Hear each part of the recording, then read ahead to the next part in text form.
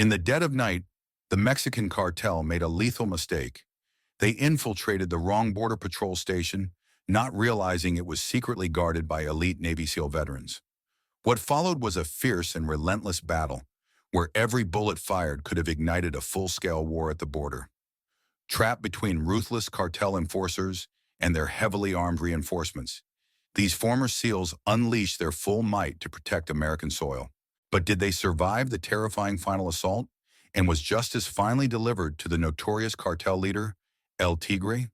To find out the explosive conclusion and witness a heroic struggle unlike any you've heard before, stay tuned to the very end.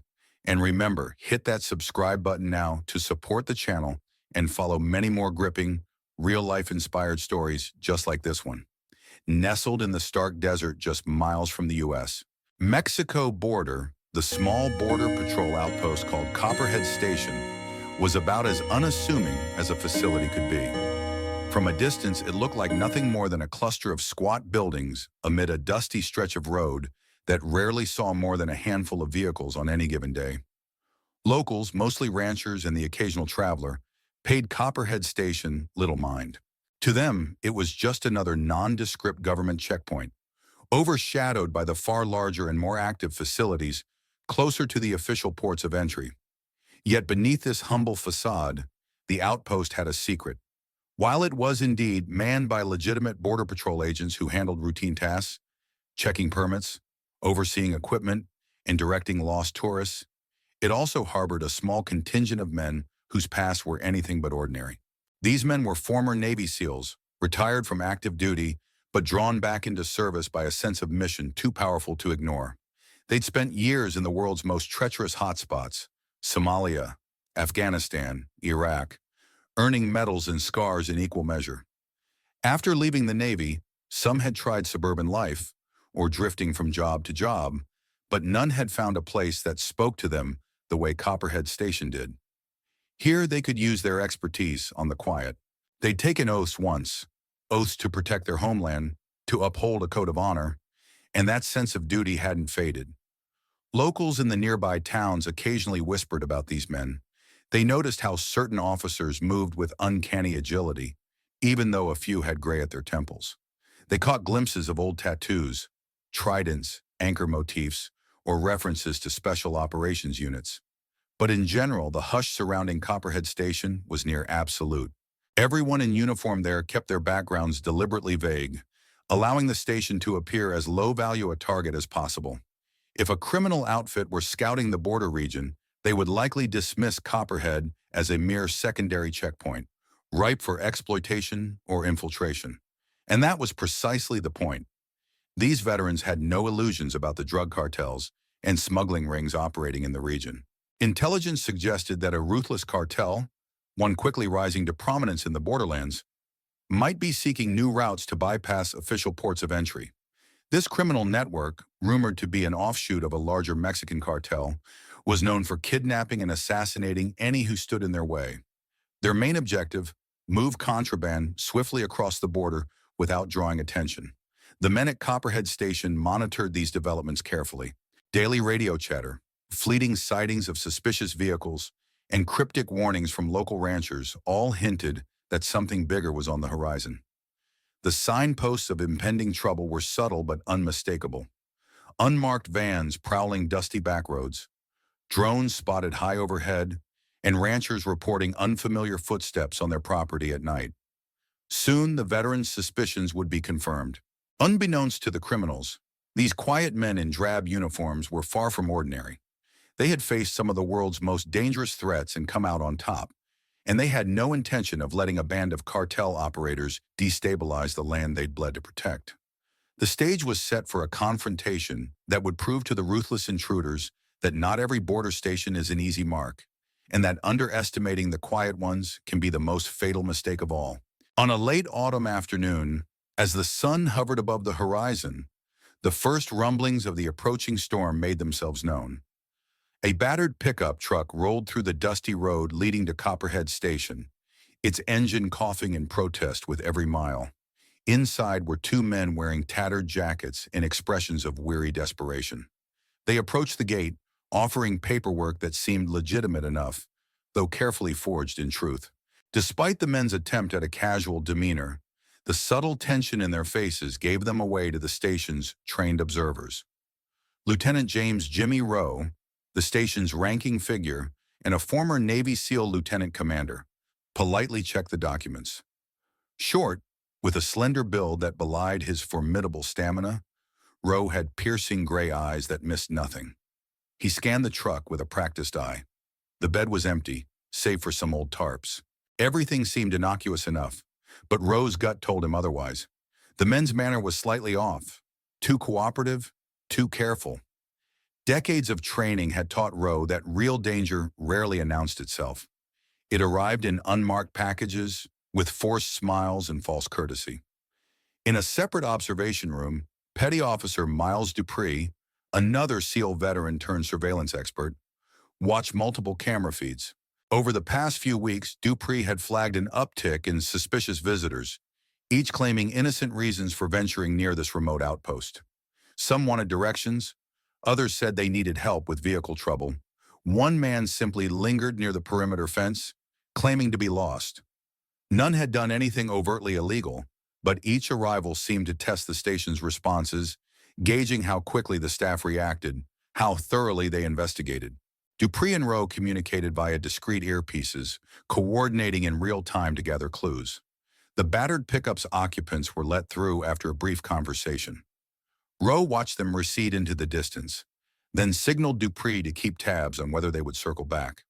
With the truck gone, Rowe gathered the rest of the veterans in a dimly lit briefing room near the main office.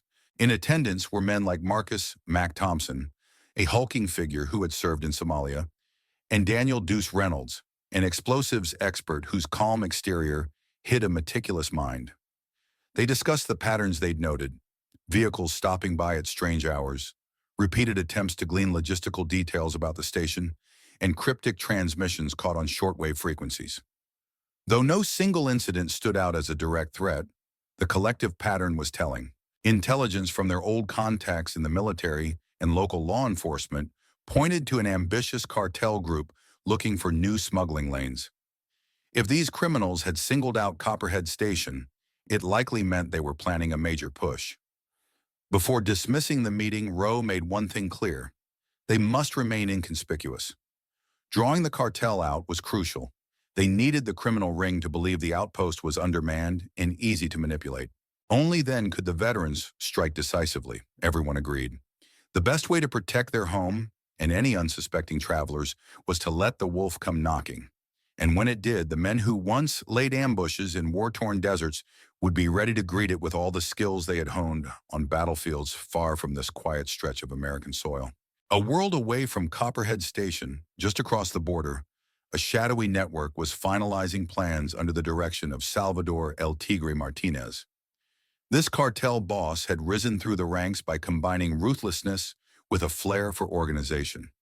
He'd studied smuggling routes like a chessboard, calculating risks, diversions, and pressure points.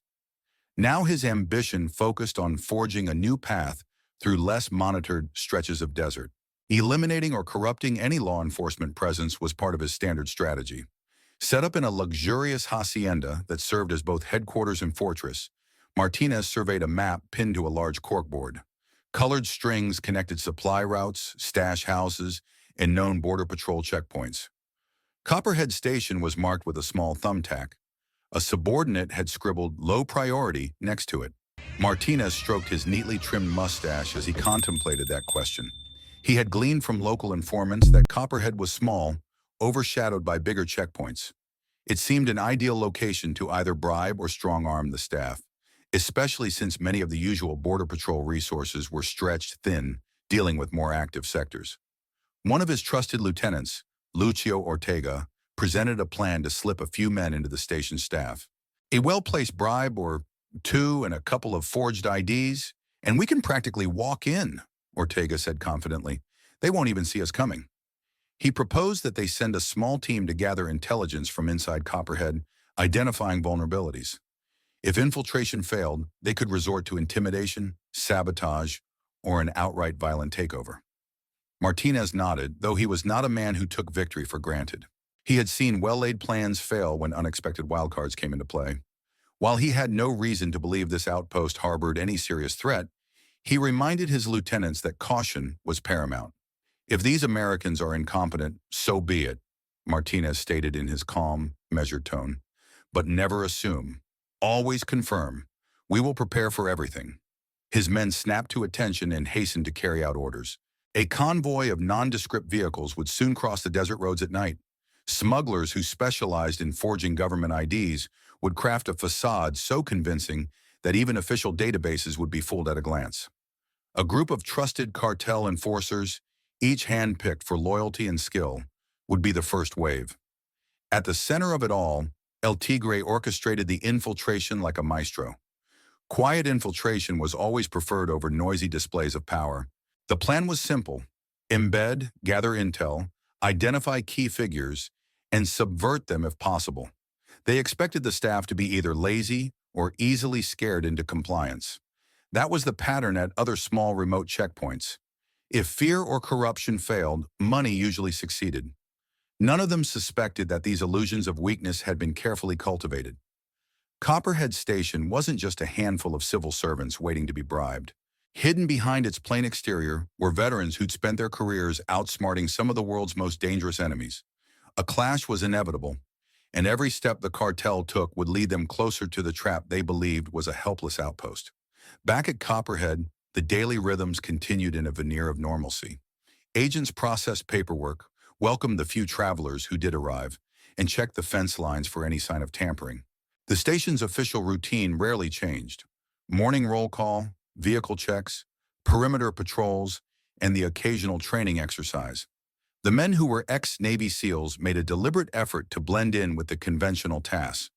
If a local or wayward traveler wandered through, they would see a bored-looking uniformed staff and maybe a sleepy guard dog or two, no sign of advanced weaponry or special tactics.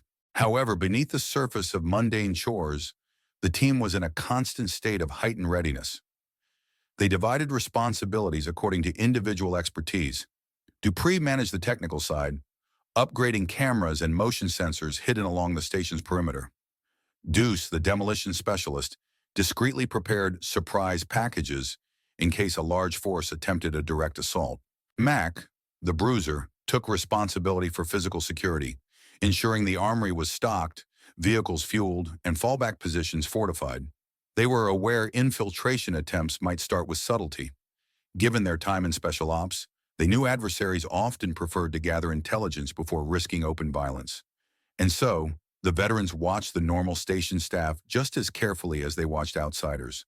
While the official Border Patrol agents were competent professionals, none were privy to the entire backstory of their co-workers.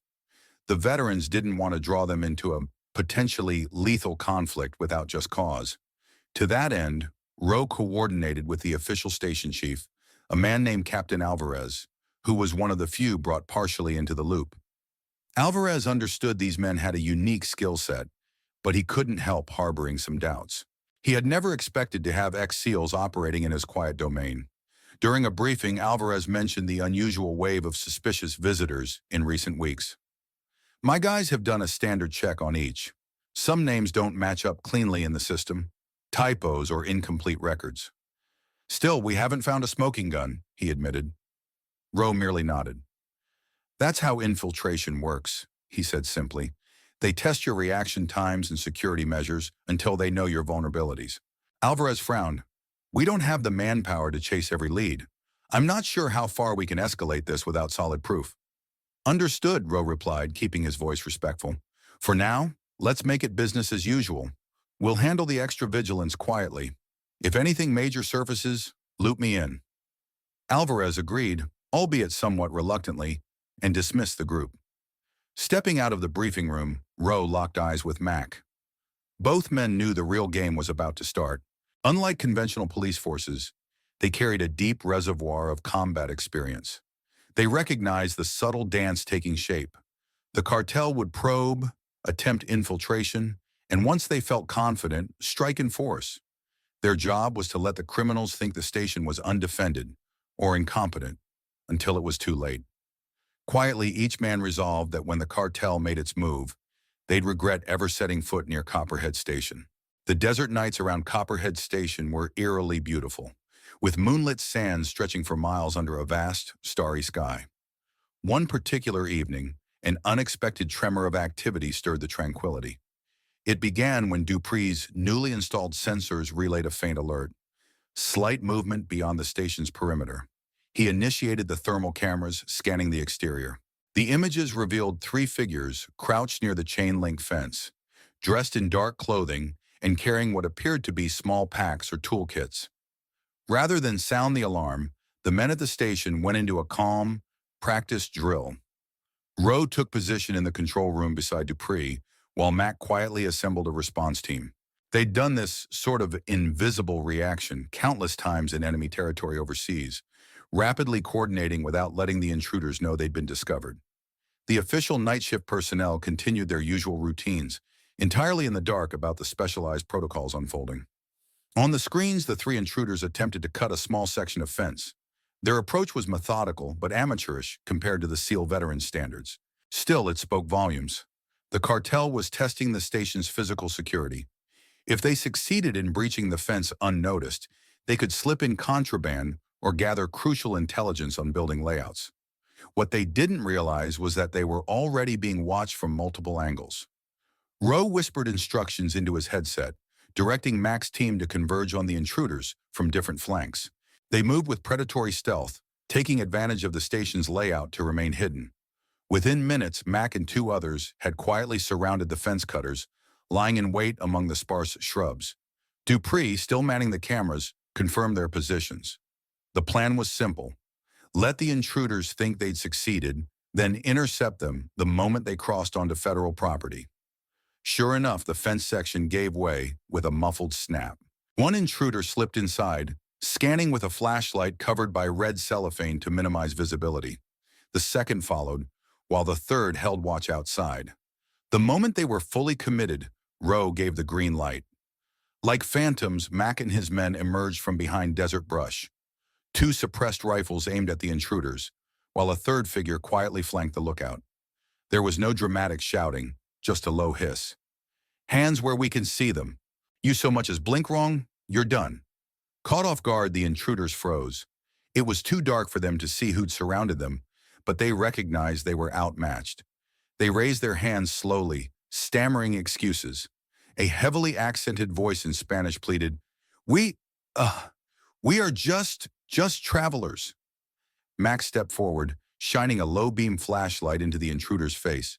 "Travelers don't cut fences," he said flatly. Rowe watched everything unfold on a live feed. This was the moment of truth, how to handle the men. Legally, they were trespassers on a federal facility. Standard procedure would be to arrest them, document the incident, and hand them off to local authorities. But Rowe had a hunch these men were more than petty criminals. They were scouting for something larger. Maybe it was time to let them go and carry a message back. Or maybe it was time to extract real answers. The question was how best to spring the trap without revealing the station's true nature too soon. Rowe decided on a middle path. With Mac's team holding the intruders at gunpoint, Rowe moved from the control room to the fence line. He approached quietly, blending with the darkness, until he stood face to face with the trio. None of the official Border Patrol agents had been alerted. This was a discreet conversation among men who understood the stakes. Speaking in low, measured tones, Rowe addressed the one who seemed to be in charge. A wiry figure with sharp eyes, still breathing heavily from the shock of being cornered. "You're going to tell me why you're really here," Rowe said, letting a hint of menace edge into his voice. "And if I like your answer, you get to leave." He paused, letting the possibility of consequences sink in. If not, well... The intruder looked at his companions, who offered no help. After a tense silence, he replied in broken English, We want information. That's all. Maybe we try to pass through. No trouble." Rowe could tell it was a rehearsed line. He narrowed his eyes. "Cutting fences is trouble," he said. "Who sent you?" Silence again. The man seemed to weigh the risks. Mac's rifle, barely visible in the gloom, offered an unmistakable ultimatum. Finally, the intruder mumbled, "We have a boss. He needs to know guard schedules, numbers, weak points. It was more than Rowe expected from a random grunt. He nodded, feigning indifference. "You picked the wrong station, friend," he muttered, "and the wrong people to mess with." Tension ratcheted up as the intruders realized they weren't dealing with ordinary Border Patrol officers. Something in the posture of these men, their calm readiness, the discipline in their eyes shouted professional soldiers. But they also recognized that with no official patrol presence in sight, these men operated under a different set of rules, ones that might not be constrained by standard protocols or the usual laws. Rowe stepped closer, pressing for more details. "Who is your boss?" he asked. The intruder swallowed. "Salvador Martinez. El Tigre," he whispered, glancing nervously at the sky, as if even uttering the name might draw down some cosmic wrath. Rowe had already suspected it, but hearing it confirmed from a foot soldier added weight. El Tigre was known for his brutality, but also for his cunning. If he had set his sights on Copperhead Station, it was only a matter of time before a more aggressive move followed. Rowe flicked his gaze to Mac, who gave a slight nod. They needed to send these men back with a chilling message. Let them spread fear among their ranks, that infiltration wouldn't be as easy as they'd hoped. Rowe stepped aside and motioned for the men to leave. "Go," he said. "Tell your boss this station isn't for sale or negotiation, and if you or any of his men come back, they won't leave breathing." Shaken to their core, the intruders scuttled back through their makeshift fence opening, practically tripping over each other in their haste to depart. Once they were gone, Mac's men swiftly repaired the fence with a spare chain-link patch. Silence descended on the desert once more. The veterans exchanged a look that needed no words. They had just fired a shot across the cartel's bow. Now the real storm would come, and they would be ready. Word of the botched fence-cutting incident traveled quickly back to the cartel's staging area. The three shaken men recounted their narrow escape, describing how unexpectedly well-trained the Border Patrol at Copperhead Station seemed to be. Lucio Ortega was the first to receive their report. He listened with a stone-faced intensity, occasionally asking a pointed question. Did they spot advanced weapons? Did they see how many men confronted them? Were there any visible electronic systems or high-tech defenses? Their replies were incomplete. Fear still radiated from them, overshadowing any desire to speak coherently. Ortega made notes, then went directly to Salvador El Tigre Martinez. Inside the opulent study of Martinez's private hacienda, large windows overlooked a landscape garden, incongruous with the violent business carried out behind the scenes. Martinez paced slowly while Ortega relayed the details. The boss wore a crisp white shirt and tailored pants, a stark contrast to the rugged men who served under him. His poised manner only intensified the authority he commanded. "So they claim these Border Patrol agents appeared from nowhere," Ortega said, tapping the tip of his pen against the notes. "It sounds like they're ex-military, possibly even special forces. Our men said they moved without making a sound, used suppressed weapons, and didn't seem afraid at all." Martinez paused, brow furrowed. "That complicates our plans," he said with measured calm. "We need to consider the possibility that Copperhead Station isn't just another sleepy checkpoint." Ortega hesitated. "Do we redirect to a different crossing route?" Martinez fixed him with a penetrating stare. "No," he replied firmly. "Our scouts have already invested time there. We have logistics in place for that corridor, and it would be costly to shift everything. Besides, an unexpected challenge doesn't mean we back down." He crossed to the map pinned on the wall, eyes trailing the lines that indicated major highways, back roads, and known patrol routes. "We simply adjust our strategy. If this outpost is truly guarded by professionals, we send professionals of our own." With that pronouncement, he ordered Ortega to assemble a specialized unit, cartel enforcers who had experience dealing with more than just run-of-the-mill cops. Men with backgrounds in various armed groups, some rumored to have served in elite units in Central or South America before turning mercenary for the highest bidder. "Make no mistake," Martinez said, voice low but resolute. "Copperhead will fall under our control. If subtlety fails, we use brute force." His words carried an ominous weight. In the past, entire towns had bowed to El Tigre's will once his advanced squads arrived on the scene. If infiltration was no longer an option, intimidation and overt violence would follow. The plan would move forward in stages. A second infiltration attempt, more thorough this time, and if it still met resistance, a full-scale assault that left no survivors to challenge the cartel's authority. Outside, the sun was setting, painting the sky in molten hues of orange and pink.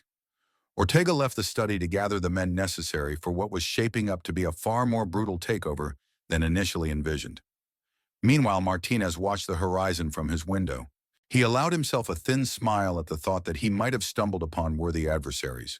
For a man who thrived on risk, the very notion of a serious challenge only sharpened his resolve. Late that night, the mood at Copperhead Station was apprehensive but confident. Rowe and the other SEAL veterans knew the cartel wouldn't take their warning lightly. Still, they had no interest in underestimating their enemy. If El Tigre was behind these probes, they were dealing with a formidable opponent who controlled significant resources and manpower. In the station's makeshift war room, a repurposed storage space lined with maps and pinned-up photographs, Rowe, Mac, Dupree, and Deuce gathered to compare notes. An overhead light cast a harsh glow, illuminating the seriousness etched on each man's face. They had done this before, half a world away, in settings far less comfortable than a dusty storeroom. The circumstances might have changed, but the sense of mission remained the same. Rowe stood at the center, one hand resting on the map taped to a corkboard. "The fence cutters mentioned El Tigre by name," he said. "He's not the type to let a small setback stop him. If anything, he'll escalate." Mac nodded, arms crossed over his broad chest. "We can expect infiltration attempts again, probably with better trained personnel," he said in a low voice. "And if those fail, they'll resort to heavier tactics. We might see an armed convoy roll in at 3 in the morning." Deuce ran a hand through his close-cropped hair, then pointed to sections of the perimeter marked in red. "We have motion sensors and cameras covering about 80% of the fence line. That's good, but not foolproof. If they're pros, they might try to blind our cameras or jam the signals." He paused, then tapped a nearby location. "I can set up a few additional surprises. We'll just say it's part of an infrastructure upgrade. Don't want the rest of the station staff asking too many questions." Dupree, the surveillance wizard, chimed in. "I can up the game on our aerial recon. There's a small drone we've kept under wraps. I'll run nighttime sweeps to pick up on any unusual traffic heading our way." Rowe exhaled slowly, feeling the weight of responsibility. None of the official Border Patrol officers had the faintest clue how serious things could get. Captain Alvarez was briefed enough to suspect trouble, but even he might be unprepared for a full-blown paramilitary assault. The ex-SEALs resolved to keep as many station personnel out of harm's way as possible. If it came down to a firefight, the veterans would bear the brunt themselves. That was the code they lived by. Before concluding the meeting, Rowe emphasized one critical point: psychological warfare. The cartel thrives on fear. They expect us to fold if they show enough force. We need to stay calm, project confidence, and let them keep guessing about our true capabilities. He glanced around at the faces of men he trusted with his life. "Remember, we're not just defending a checkpoint. We're defending a principle. You don't threaten American soil without facing consequences." A hushed unity settled over the group. Each man reflected on the years of service, the battles fought, and the comrades lost. They had always known that evil never rests, that even in seemingly quiet corners of the world, darkness can strike. Now they stood at the forefront of another test, one that required every ounce of skill and courage they had. Preparations would continue through the night, and they would be ready for whatever the cartel brought to their doorstep. Across the desert, in a cramped, unmarked warehouse on the outskirts of a sprawling border town, Lucio Ortega supervised the final preparations for the cartel's specialized infiltration team.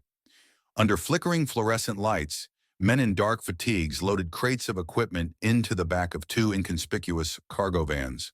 The gear included night vision goggles, lock-picking sets, suppressed weapons, and enough ammunition to sustain a small firefight. Ortega walked down the line, inspecting each recruit. Some hailed from the cartel's own network, trained from youth in smuggling and armed skirmishes. Others were hired guns with backgrounds in various special operations forces from Latin American countries. A few had the vacant stares of men who'd seen too much warfare to ever feel normal again. Individually, they were dangerous. United under Ortega's command, they formed a lethal strike team. He paused before a tall, wiry man known only as Silencio, rumored to be ex-Caibiles. Guatemala's Special Operations Unit with a notorious reputation. Silencio was said to have once led an operation that wiped out an entire rival cell in a single night. Ortega handed him a sealed packet of false identification documents. Your mission is to get inside, assess their security posture, identify command personnel, and send a discreet signal if you find an opportunity to neutralize them without drawing too much attention. Silencio nodded, eyes glinting with predatory intent. If infiltration fails, he asked, though he already knew the answer. Ortega's lips curled into a thin smile. Then we switched to Plan B, open confrontation. El Tigre wants Copperhead Station under control, not reduced to rubble. But if it comes to bullets, we make sure those men regret standing in our way. He glanced around at the group of heavily armed operatives. Remember, this isn't just about smuggling routes. It's about sending a message. We control everything from the border to the city centers. No one can stand up to us. He then moved to a small table cluttered with maps and satellite photos. On it lay a rough diagram of Copperhead Station. Buildings, perimeter fencing, guard towers, gates. A series of red X marks indicated suspected surveillance cameras. Despite the incomplete intel, they had enough to mount a coordinated approach. Ortega pointed to a spot on the western side of the fence. This zone is less monitored. We'll concentrate on that for entry. Once inside, Silencio's team splits into two squads. One heads for the main office to secure any senior officers, the other sabotages communications. The men gathered around, absorbing the plan. Nobody dared question Ortega's authority. They respected him as much as they feared El Tigre. Failure was not an option in this organization, and certainly not in an operation orchestrated at this level. Soon they'd load into their vehicles and travel under the cover of night, hoping to slip across the desert unnoticed. If they succeeded, they could seize the station from within, or at least cripple it before the real assault began. Unbeknownst to them, the simple checkpoint they intended to overrun was anything but. Men with equal or greater skill and discipline waited behind those fences, prepared to defend their ground with a ferocity that rivaled any battlefield. The clock was ticking, pushing both sides closer to a collision that would ripple far beyond the dusty stretches of the borderlands. Meanwhile, at Copperhead Station, Petty Officer Dupree fine-tuned the surveillance network late into the evening. With the building nearly empty except for the skeleton night crew, he had free rein to access restricted systems and calibrate the new equipment. The faint hum of computers and the distant whir of an air conditioning unit accompanied him as he toggled through camera feeds on a central monitor. He took particular care setting up a hidden thermal camera that pointed toward the station's western perimeter. If they come, he muttered under his breath, they'll probably try that side. He thought about the night those intruders cut the fence. The men had made a logical choice. Fewer overhead lights, less foot traffic, and a slight dip in the terrain that offered some concealment. With that memory fresh in mind, Dupree angled the camera to cover the blind spots they might exploit. While adjusting the camera feeds, he noticed a flicker on one of the screens. For a split second, an area of the desert glowed with a faint heat signature, then disappeared. Could be an animal, he reasoned, but he flagged the spot regardless. A stray coyote or a small group of scouts could present entirely different problems. When he tried to zoom in, the reading vanished. He logged the coordinates, making a mental note to check the area with the drone once morning came. Stepping back from the monitors, Dupree felt the familiar adrenaline trickle. It reminded him of the nights spent in hostile territory, lying prone in a hide site, scanning for any sign of insurgent movement. The sense of a looming confrontation never fully dissipated. Even when the actual fight was still hours or days away, something about the hush of the desert, combined with the knowledge of an impending threat, always set his nerves on edge. After finishing his calibrations, Dupree pushed open a side door to step outside for a moment. The night air was surprisingly cool, and the sky overhead glittered with countless stars unobscured by city lights. His boots crunched softly against the gravel as he walked a short distance from the building. He scanned the horizon where the thermal camera had picked up that flicker. Nothing but the silent expanse of desert stretching away into darkness. Yet he couldn't shake the feeling that eyes were watching from out there. He sighed, rubbing the back of his neck. The calm before the storm was almost worse than combat itself, when you knew something was coming but had no exact timeline or vantage on how it would unfold. We'll see who blinks first, he thought, heading back inside. In truth, he hoped the cartel might decide the risk was too great and abandon Copperhead Station for some other route. But experience told him such luck was rare. So he and the rest of the team would continue to keep vigil through nights like these, every sense alert, ready to respond at a moment's notice. At dawn, Captain Alvarez arrived at the station to conduct a routine inspection, oblivious to the vigilant overnight activities of the ex-SEALs. As he walked the corridors, he noticed the newly installed surveillance monitors, the concealed cameras, and subtle reinforcements in some doorways. Though minimal, these additions were enough to pique his curiosity. He eventually found Rowe reviewing paperwork in a small office-turned-command post. "Lieutenant Rowe," Alvarez said with a polite nod, "I can't help but notice some upgrades around here. Care to fill me in?" His tone was cordial, but there was an undercurrent of questioning in his voice. Rowe stood, offering a measured smile. "We've been adding some security enhancements," he replied. "After the incident with the fence cutters, I thought it prudent to tighten our defenses a bit. Nothing extravagant, just making sure we're prepared." Alvarez leaned against the doorway, crossing his arms. "I appreciate the initiative, but we're not exactly a major port of entry. Usually the trouble we get is minimal. A handful of smugglers or illegal crossing attempts. Are you expecting more?" Rowe met his gaze steadily. "I'm not a man to take chances, Captain. And from the patterns we've observed, unusual vehicle sightings, those trespassers the other night, I suspect we might be dealing with a coordinated effort. Could just be a fluke, but I'd rather over-prepare than be caught off guard." Alvarez exhaled, rubbing the bridge of his nose. He was a capable officer, but the scope of potential conflict that Rowe hinted at was well beyond standard Border Patrol procedure. "I'll inform my superiors that we're stepping up security," he said, his tone revealing a degree of unease. "Keep me in the loop on any developments, and make sure we don't violate any protocols." "I'll do my best," Rowe replied, aware that the clandestine nature of their operation sometimes skirted the usual regulations. It was a delicate balance, maintaining the cover of a normal station while essentially running a covert defense operation against a cartel that could strike at any time. After Alvarez departed, Rowe briefed his fellow veterans on the conversation. "He's on to us making changes," Rowe said. "We need to keep our modifications as low profile as possible. The captain might trust us to a point, but if word travels up the chain that we're arming ourselves like a forward operating base, it could jeopardize the whole setup." Max shrugged, used to operating in gray areas. "Understood. We'll stick to minimal visible changes. The real fortifications remain hidden, behind false panels, inside storage lockers, or in corners where regular staff don't venture." Dupree added, "I'll mask the advanced surveillance systems under the existing network's ID. Label them as backups or auxiliary cameras. Nobody in IT is likely to question it unless they dig real deep." Satisfied, Rowe concluded, "Good. Remember, our advantage lies in the element of surprise. Let's keep it that way." They all nodded, each man returning to his silent preparations. Daylight revealed no outward signs of conflict, but just beyond the horizon, the cartel's plotting continued, and the men inside Copperhead Station stood ready, each passing hour amplifying the tension coiling beneath the desert sun. As the sun climbed higher, heat waves shimmered off the desert sand. Inside Copperhead Station, the usual hum of Border Patrol business mingled with the quiet vigilance of the ex-SEAL team. A few legitimate travelers passed through, an older couple in an RV, a rancher transporting hay, and a pair of tourists who'd taken a wrong turn.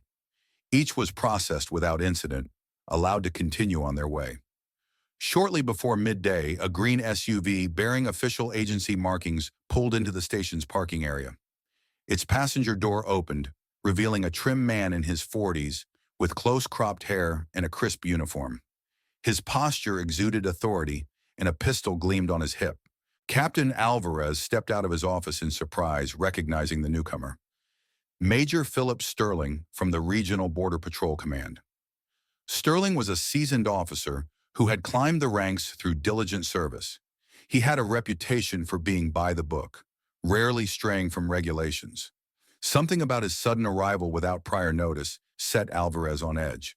After a brisk handshake, Sterling requested a tour of the facility, stating he wanted to understand the station's operations better. Alvarez obliged, though he quietly signaled Rowe about the unexpected visit. During the tour, Sterling asked pointed questions about staffing, patrol schedules, and the station's recent upgrades. He also examined the armory with a meticulous eye, noting the increase in weaponry and ammunition stocks. Whenever possible, Alvarez and Rowe offered standard explanations, highlighting a rise in suspicious activities and the need to maintain readiness. Sterling's gaze wandered, searching for inconsistencies. I've read the reports on a few incidents here lately.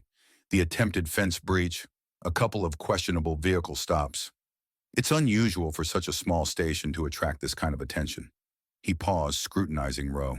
Are you certain there's no exaggeration or misinterpretation?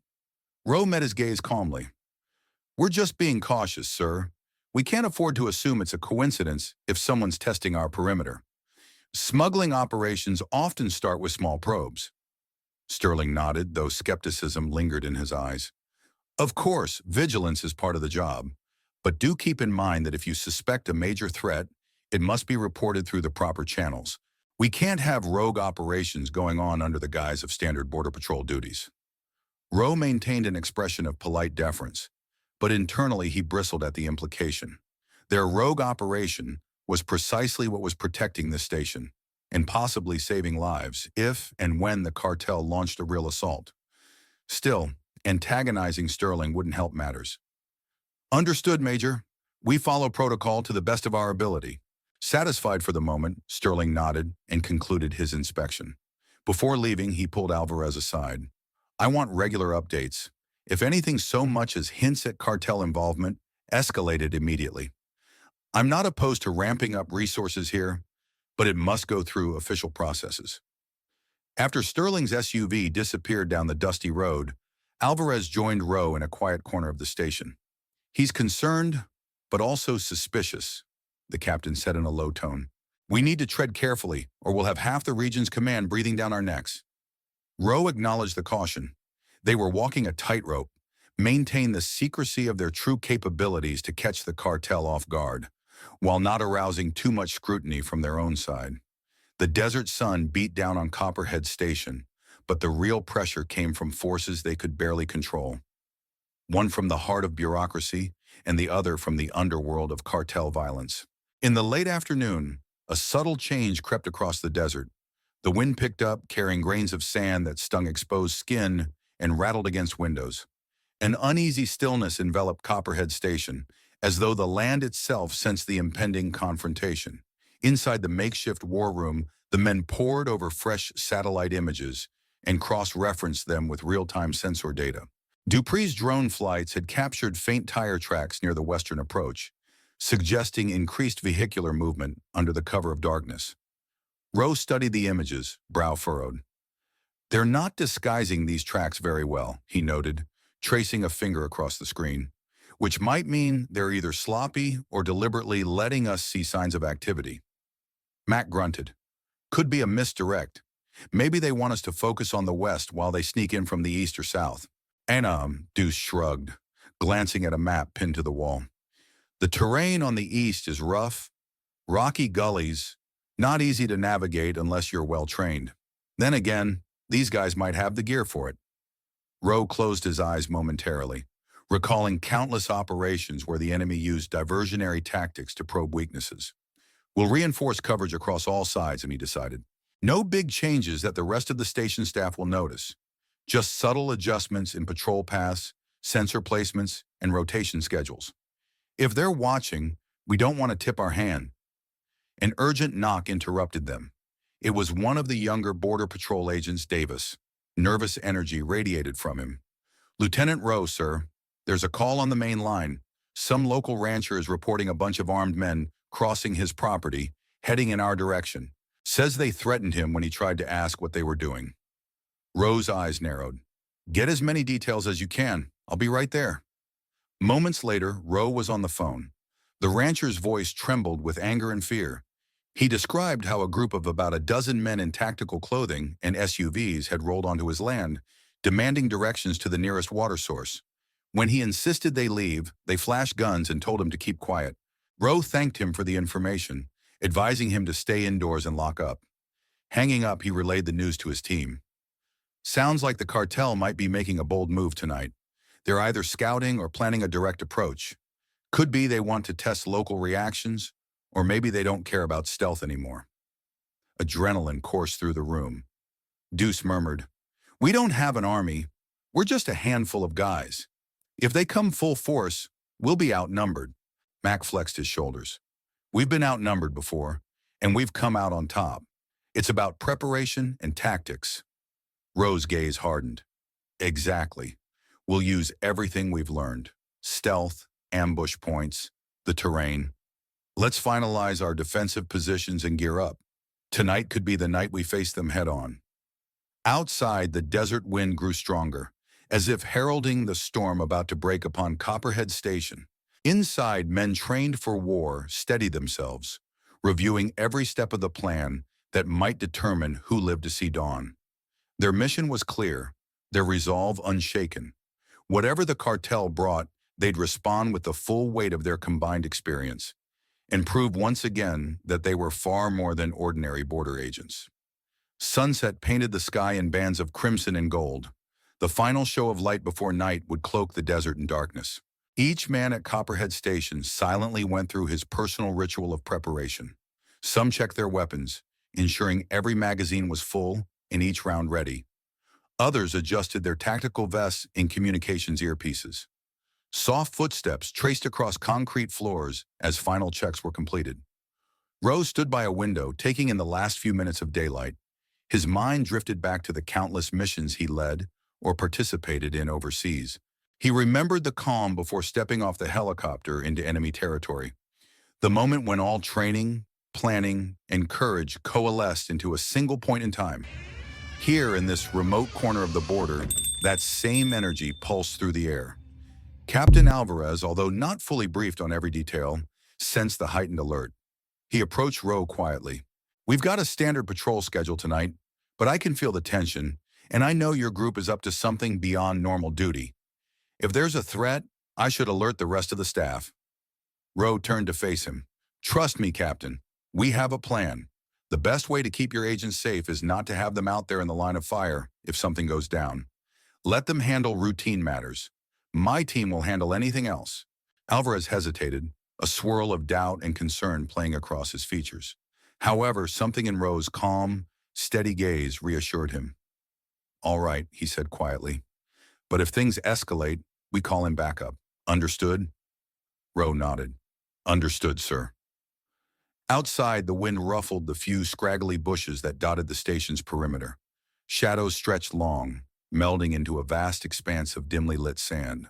From a hidden vantage point near the fence, Mac peered through a set of night vision binoculars. He scanned the horizon for any movement, occasionally murmuring into the calm earpiece to Dupree, who manned the control room's monitors. Minutes stretched into an hour, then two. The desert night remained stubbornly silent, except for the faint rustle of wind. Most of the regular station staff believed it was just another quiet shift. Unbeknownst to them, every nerve in the veterans' bodies was coiled like a spring.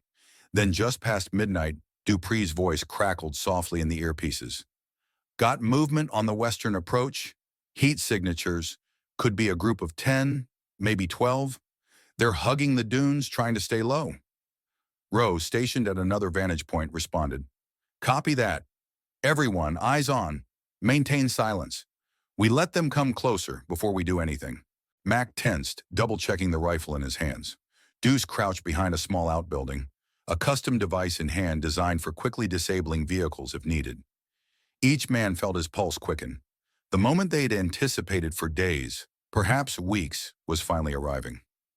In the control room, Dupree watched the thermal images approach the perimeter fence. A bead of sweat formed on his brow. He kept his voice level as he transmitted, "They're at the fence near the breach point from before. Stand by." The stage was set for a confrontation that would test not only their combat prowess, but their resolve to protect this forgotten outpost. Under the star-scattered sky, both the cartel's infiltration team and the clandestine defenders of Copperhead Station prepared to cross a threshold from which there would be no turning back. Night tightened its grip around Copperhead Station. Beneath a sky littered with glittering stars, the cartel infiltration team inched closer to the perimeter fence. guided by a combination of night vision goggles and hardened instincts. Their dark attire blended into the desert landscape, making them nearly invisible to the untrained eye. But the men inside Copperhead Station weren't ordinary Border Patrol agents. They were ex-SEALs, intimately acquainted with stealth operations in hostile territories. Positioned in concealed vantage points, Rowe's team watched the approaching figures on the surveillance monitors. Dupree, in the control room, relayed the intruders' positions via hushed radio transmissions. His new thermal cameras rendered the desert terrain in stark hues of gray and orange, each human form a radiant silhouette against the cooler background. "Looks like a dozen," Dupree whispered into his mic, eyes glued to the screens. "They're bunched tight, heading for the same breach point as before." Outside, near the fence, Mac lay prone on the sand behind a small rise. He steadied his breathing, rifle at the ready. His earpiece crackled with Dupree's updates. Through his night vision scope, he caught glimpses of movement, shadows gliding just beyond the fence line. Further back, Deuce crouched near a low concrete barrier, checking the small device he'd positioned earlier. Should the cartel attempt to bring vehicles in, he'd spring his surprise, a remote-activated barrier that would disable engines before they could ram through. Rowe, meanwhile, nestled behind a storage shed near the southwestern corner of the compound. He listened intently, waiting for the precise moment to respond. Experience had taught him that patience was as valuable as firepower. The cartel's infiltration team would either try to cut through or slip inside more covertly. If they were truly professionals, they might have brought advanced gear to bypass the fence without making a sound. In a matter of minutes, the intruders reached the chain-link boundary. One of them produced a small device that looked like wire cutters, but the tool had an electric hum, perhaps a specialized kit to sever or melt through fencing. Rowe watched in silence as sparks danced briefly in the night air. The men paused, scanning for any reaction from the station. None came. The desert wind howled just enough to mask the faint noise of metal being punctured. Dupree's voice was barely audible over the comms. "They're making the breach now. 5, maybe 6 are lined up to go in first. The others are hanging back. Looks like a second wave." Rowe keyed his mic. "All positions, hold tight. Let them cross. We'll engage only when they are committed." The plan was to let the cartel team believe they had the advantage, to lure them deeper onto the station grounds where the defenders had a carefully laid out kill zone. Under normal circumstances, calling for backup would be protocol, but Rowe's group intended to handle this quietly. The fewer outside eyes involved, the less chance of spooking the cartel into fleeing before they could expose their full hand. Within minutes, the fence was breached. One by one, the intruders slipped through, weapons drawn, scanning the compound for signs of movement. Unbeknownst to them, they had stepped straight into a trap designed by men whose entire careers revolved around outmaneuvering formidable enemies. The question now was how long they'd survive once the trap was sprung. A soft crunch of boots on gravel signaled the cartel's presence inside the station perimeter. The intruders fanned out, each moving with practiced discipline. Most of them wore body armor beneath black tactical vests, and their faces were obscured by balaclavas or half-masks. From concealed vantage points, the ex-SEALs observed their methodical progression. Far to the east, Dupree stayed glued to the surveillance monitors. With a deft hand, he switched between thermal and low-light feeds, tracking each intruder's position. The larger group had split into 2 squads, just as Rowe anticipated. One made its way toward the station's main administrative building, likely to secure or eliminate any perceived leadership. The other squad peeled off toward the vehicles parked behind the compound, probably to prevent any quick escape. Rowe's voice came through the earpieces. "All teams, stand by. Let them get closer to their targets. The deeper they go, the harder it'll be for them to retreat once we engage." At the administrative building's rear entrance, an unsuspecting junior Border Patrol officer leaned against a wall, bored by his late-night shift. He had no idea a team of armed men was just yards away in the darkness. Rowe had taken a calculated risk by not alerting the entire station about the infiltration. The rationale was simple. If the regular personnel went on high alert, they'd likely become immediate targets, and the station's true defenders would lose the element of surprise. Suddenly, one cartel operative raised a gloved hand, signaling the others to halt. He peered around, scanning windows and doorways for signs of movement. The tension ratcheted up. One wrong step, and he might spot the oblivious officer.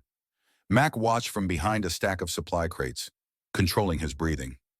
Even from a distance, he could see the intruder's posture stiffen, as though sensing unseen danger. The officer inside yawned loudly, inadvertently revealing his position through the half-open door. The cartel operative pressed himself against the wall, gesturing for a comrade to follow. Rowe had to make a decision.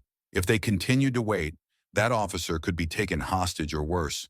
In a swift, silent motion, Rowe crept up to a vantage point overlooking the side entrance. Another intruder was inching toward the unsuspecting officer. Rowe steadied his suppressed sidearm, aligning the sights. He squeezed the trigger. A muffled pop cut the stillness. The cartel operative crumpled with barely a sound.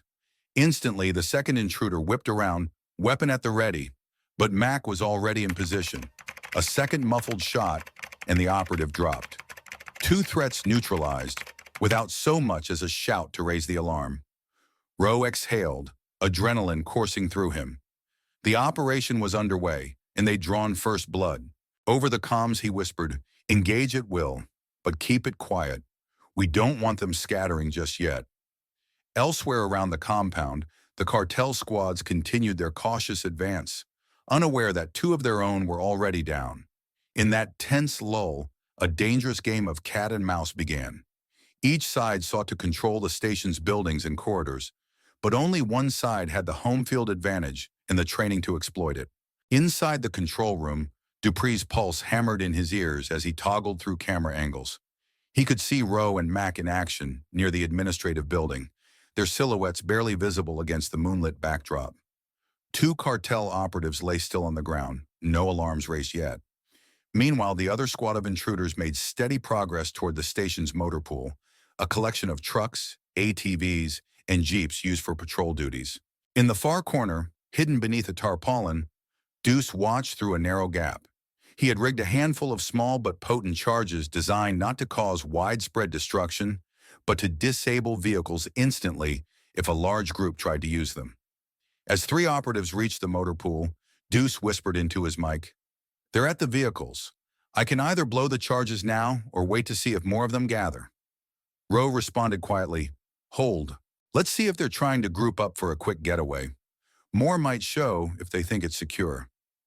Near the main building, the junior Border Patrol officer, who had almost wandered into danger, strolled back inside, oblivious to the bodies lying in the shadows. Mac gently dragged the fallen cartel operatives behind a stack of supply crates, concealing the evidence of their presence. Across the compound, the second infiltration team surveyed the vehicles, presumably searching for keys or any sign of potential flight. One man knelt to inspect a Jeep's ignition system, while another checked a nearby truck. Deuce watched their every move through a small handheld monitor linked to an external camera. In the quiet of the desert night, every sound felt magnified. The rustle of wind against chain-link fences, the distant hum of a generator, and the faint crunch of gravel underfoot. Somewhere in the distance, a coyote howled, adding a surreal backdrop to the tension. Finally, Dupree's urgent whisper crackled over the comms. "Heads up, I'm seeing additional thermal signatures about 200 yards out. Looks like they've brought vehicles. Could be reinforcements or an extraction team." Rowe responded with measured calm. "Copy that. Deuce, be ready. If they try to commandeer our vehicles, set off the charges. We can't let them escape or turn our own trucks against us." Deuce flexed his gloved fingers around the small remote detonator. He understood the stakes. If these intruders got hold of the station's vehicles, they could mount machine guns, barricade exits, or flee with hostages. That couldn't be allowed. As the minutes ticked by, two more operatives converged on the motor pool, conferring quietly with the first three. One of them gestured toward the gates, as if signaling for a larger assault. Deuce's heart pounded. This was the moment. If they started the vehicles now, they'd either drive straight into a trap or get away with valuable resources. Rowe's voice came again, low and precise. "Deuce, do it." Without hesitation, Deuce thumbed the detonator. A series of sharp pops shattered the stillness. Tiny flashes illuminated the motor pool as preset charges disabled the vehicles. Tires blown out, engines wrecked, windshields shattered. The cartel operatives staggered back in shock, coughing in the haze. Chaos ensued. Shouts rang out in Spanish, and one operative fired blindly into the darkness. Alarms began to blare, triggered by the sudden disruption. Around the compound, the ex-SEALs realized the time for stealth was rapidly ending. The station was about to become a battlefield. The alarms reverberated throughout Copperhead Station, jolting the unsuspecting Border Patrol staff into confusion. Lights flickered on, illuminating the courtyard and outbuildings. A few startled agents rushed to grab their sidearms, while others scrambled to find out what was happening. Captain Alvarez awakened from a light doze in his office, immediately activated the station-wide PA system, his voice echoing in every corridor. "Attention all personnel, we have an active breach. Secure your stations and prepare for lockdown." Rowe grimaced at the sudden shift. They had hoped to handle the intruders silently, but that plan was compromised the moment Deuce triggered the charges. Still, it was necessary. Allowing the cartel to hijack vehicles could have been catastrophic. From his position behind the main building, Max spotted several operatives sprinting away from the motor pool. They ducked behind walls and vehicles, returning sporadic gunfire into the darkness. Mac calmly raised his rifle, lining up a shot. He squeezed the trigger. One intruder dropped, the body armor no match for well-placed rounds. Meanwhile, near the control room entrance, a trio of cartel gunmen forced their way through a side door, likely drawn by the shining glow of monitors within.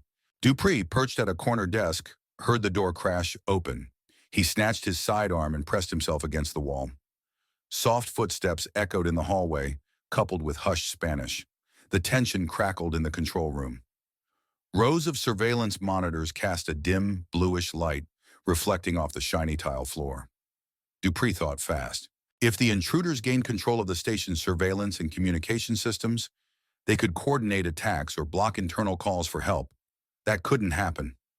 As the footsteps neared, Dupree hurled a small flashbang he kept clipped to his belt. A loud bang, followed by a burst of white light, flooded the hallway. He lunged out, firing 2 quick shots. Shouts and groans replaced stealth as the intruders staggered, momentarily blinded. One collapsed outright, while the others attempted a desperate retreat. Dupree advanced, taking cover behind a steel support beam. A third shot found its mark, and the second gunman slumped to the ground. The third stumbled out the door, fleeing into the corridor. "Control room is compromised but holding," Dupree barked into his mic. "I need backup to secure it." Rowe's voice responded with urgency. "On our way. Keep it locked down if you can." Outside, the compound was lit up like a stage under a harsh spotlight. Floodlights circled the perimeter, triggered by the alarm system. The remaining cartel operatives huddled behind walls, returned gunfire, and hurled insults in Spanish. They hadn't anticipated such fierce resistance. The intel they'd been fed suggested an underprepared station, yet these defenders moved with expert precision, taking methodical shots and coordinating seamlessly over comms. Somewhere amidst the chaos, an ominous engine growl echoed through the night. Dupree glanced at one of the monitors and saw what appeared to be an armored SUV ramming its way through the outer gate. Reinforcements had arrived, signaling that the fight was about to escalate to an entirely new level of ferocity. As the armored SUV breached the gate, Rowe recognized it as a heavier vehicle than the standard cartel fare. It barreled across the gravel parking area, lights off to avoid making itself a bigger target. The station's perimeter fence tore free in its wake, rattling violently before collapsing in a twisted heap of metal. Shouts rose from both sides. Some of the regular Border Patrol officers huddled near the main building, shaken but valiantly trying to carry out their training. Rowe, Mac, and Deuce pressed forward, determined to intercept this new threat. A savage cacophony of gunfire crackled through the air, muzzle flashes illuminating the desert night. "Focus your fire on the vehicle's tires and windshield," Rowe ordered into his headset. "Aim for the driver if you get a clear shot." Mac braced behind a concrete barrier, firing controlled bursts at the SUV's front tires. Sparks flew as rounds ricocheted off reinforced metal. Deuce moved swiftly, ducking behind a truck to flank the vehicle. He lobbed a small explosive toward the SUV's side, hoping to disable it. The charge detonated with a loud thud, sending a plume of dust skyward. The SUV shuddered, nearly tipping, but righted itself with an angry roar of its engine. Inside the station, Dupree fended off another wave of intruders who'd managed to follow the sound of combat. He slammed the control room door shut and dragged a heavy file cabinet in front of it. Through the security cameras, he watched the SUV slow, the driver apparently disoriented by Deuce's explosion. A quick check of another camera showed at least 4 cartel gunmen rushing over to assist, forming a defensive circle around the damaged vehicle. Rowe crouched behind a low wall, reloading his rifle with efficient movements. He glanced around, taking stock of the situation. Smoke and dust obscured parts of the compound, and the wail of sirens pierced the night. Over the radio, Captain Alvarez's voice broke in, tense but steady. "Lieutenant Rowe, I've contacted Regional Command for backup. They'll scramble units, but it'll take time to get here." Rowe swallowed. Official backup was on the way, yet it might arrive too late. This fight would be decided by the men on the ground right now. "Understood," he responded, even though the station's defenders had planned to handle the cartel themselves. At least if reinforcements came, they'd offer some relief if the confrontation dragged on. Suddenly, the SUV's rear doors burst open. A squad of heavily armed cartel enforcers emerged, spreading out behind the partial cover of the bullet-riddled vehicle. One carried a shoulder-mounted launcher, likely an RPG or similar device. Rowe's stomach lurched. If they fired that at the station's buildings, casualties could skyrocket. He yelled into his mic, "Heavy ordnance spotted. RPG inbound. We need to neutralize that threat immediately." Mac repositioned, lining up a shot on the man with the launcher. The muzzle flash of Mac's rifle lit the gloom for an instant. The launcher wielder staggered but didn't drop, thanks to body armor. Realizing time was short, Rowe sprinted out from cover in a desperate maneuver to get a clearer angle. Bullets kicked up gravel around him. The night's calm was shredded by relentless gunfire. The men locked in a deadly dance where every second counted. Flares of muzzle flash illuminated the courtyard like a macabre strobe light. Across the station grounds, the conflict had transformed into a pitched battle. At the edge of the motor pool, Deuce crouched behind a burning truck, heat licking at his face. Sparks flew as cartel gunfire pinged off metal. A few yards away, a wounded cartel enforcer clutched at his leg, moaning in pain. Meanwhile, near the administrative building, Mac and Rowe worked in tandem, each covering the other's movements. The man with the RPG stumbled again, a fresh round from Mac finding its target.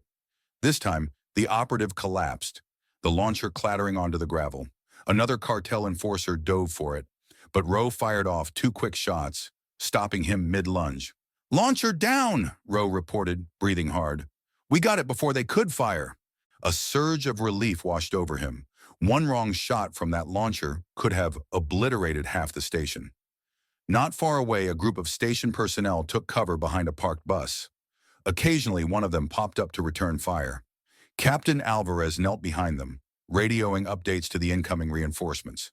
He locked eyes with Rowe across the smoky compound, gratitude evident in his expression. Without the ex-SEALs, the station might already be lost. Amid the mayhem, Dupree was still pinned in the control room. Another contingent of cartel operatives hammered at the barricaded door. Thuds reverberated as they tried to force their way in, cursing and shouting in Spanish. Dupree placed a fresh magazine into his pistol, stepping back to gain a clearer line of fire if the door finally gave. He cast a quick glance at the security monitors. The number of active cartel fighters had thinned, but those who remained were the hardened core, employing tactical formations and covering one another's flanks. A beep from one monitor drew his attention. A perimeter sensor indicated more vehicles were approaching from the west. Dupree's heart sank. "Rowe," he hissed into the comm, "we've got additional hostiles inbound. 2 trucks, maybe more. They're not too far out." Rowe cursed under his breath. This was turning into a full-scale assault. "Roger that. Everyone, brace yourselves. The party's not over." Crouched behind a battered SUV, Deuce exhaled shakily, wiping sweat from his forehead. The desert night no longer felt cool. Gunfire, flames, and adrenaline turned the compound into a furnace of violence. He checked his watch. Only minutes had passed since the fight began, but it felt like an eternity. A sudden roar overhead made everyone look up. 2 helicopters soared in, spotlights skimming the desert floor. For a split second, hope surged within the defenders. Could this be the backup Alvarez mentioned? The choppers had no insignia, though. Instead of circling in a rescue pattern, they hovered at a distance as if observing.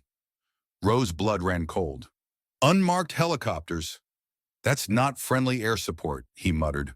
The possibility that the cartel had air support, maybe mercenaries or a corrupt private company, was a dreaded scenario. The ex-SEALs had accounted for ground assaults, but an aerial threat complicated everything. With the sound of rotor blades thundering above, the station's defenders found themselves pressed against overwhelming odds. Yet their resolve was unshaken. This was their fight, on their soil, and they would see it through, no matter how steep the cost. An eerie spotlight from one of the unmarked helicopters swept over the station's courtyard, casting twisted shadows on the ground. The second chopper hovered behind it, rotors stirring the dusty air into mini whirlwinds. Through the partial glare, Rowe could discern figures leaning out the open doors, scanning for targets. Mac, crouched next to him, muttered into his mic. They've got the high ground now. If they start raining fire from above, we're sitting ducks. Rowe's mind raced. He recalled the station's arsenal, standard border patrol shotguns and rifles, plus a limited number of heavier weapons the ex-SEALs had quietly stashed. They didn't have anything that could reliably take down a helicopter, though an expertly placed shot might force it to back off. Nearby, one of the cartel enforcers seized on the distraction caused by the helicopters. He lobbed a grenade over a low wall, forcing Rowe and Mac to dive for cover. The blast rattled their teeth, sending shards of concrete and dirt into the air. Gritting his teeth, Mac scrambled upright, ignoring the ringing in his ears, and fired back at the enforcer. The man jerked backward, weapon clattering to the ground. Over the comms, Dupree's voice was tight with urgency. Control room doors about to give in. I can hold them a bit longer, but I'm pinned. Rowe signaled to Deuce, who nodded from across the courtyard. Deuce flanked the administrative building, slipping through a side entrance to approach the control room from behind. As he rounded a corridor corner, he spotted 3 cartel operatives ramming their shoulders against a barricaded door. Deuce raised his rifle, dispatching 2 in swift succession. The third spun around, returning fire. Bullets smacked into the wall just inches from Deuce's head. He ducked, heart pounding, and slid behind a partition. Inside the control room, Dupree seized the moment. Hearing the gunshots outside, he shoved the file cabinet aside, yanked the door open, and fired point blank at the intruder, who'd momentarily turned away. The man collapsed with a pained gasp. Deuce emerged from cover, rifle trained on the corridor, verifying no more threats. Thanks, Dupree said, exhaling in relief. They almost had me. Deuce clasped his shoulder. We're not out of the woods yet. We have bigger problems outside. Choppers, more trucks. Even as they spoke, the station shuddered with the sound of heavy gunfire from above. One of the helicopters engaged, muzzle flashes lighting up the night sky. The bullets clanged off rooftops and metal structures, forcing defenders to scramble for cover. Captain Alvarez, pinned near the parked bus, shouted into his radio. Regional backup is still en route, maybe 20 minutes out. We're on our own until then. In those fleeting moments, Rowe realized they faced the kind of scenario he'd encountered on overseas missions. Outnumbered, outgunned, with air support hostile overhead. Yet the hardest-fought battles often hinged on tenacity and cunning, qualities his team possessed in spades.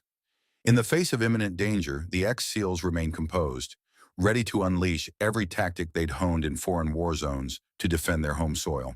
The piercing roar of helicopter engines wove through bursts of small arms fire, creating a near-deafening soundscape. In the flickering glow of muzzle flashes, Rowe spotted a figure inside the lead chopper, a man leaning over, scanning the battlefield below.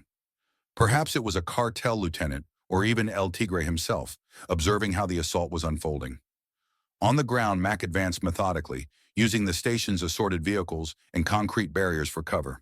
Each well-aimed shot reduced the number of cartel enforcers inching closer to the administrative building. He moved with the grace of a man who'd long ago mastered combat under pressure. Deuce and Dupree, now coordinating from the partially secured control room, checked camera feeds to track the second wave of cartel trucks. They'd halted about 100 yards from the main gate, no doubt unnerved by the havoc inside. One of the monitors showed men unloading equipment, possibly heavier weaponry or infiltration gear. What's your status? Rowe barked into the comm. Dupree replied, We're good here. Control room is back in our hands. Looks like half a dozen more tangos outside the main gate, plus the choppers overhead. Understood. Keep eyes on them. If they move in, let me know. We'll adjust. With part of the courtyard temporarily clear, Rose sprinted to a vantage point near a guard tower. He climbed the short ladder, bullets clanking against the metal rungs.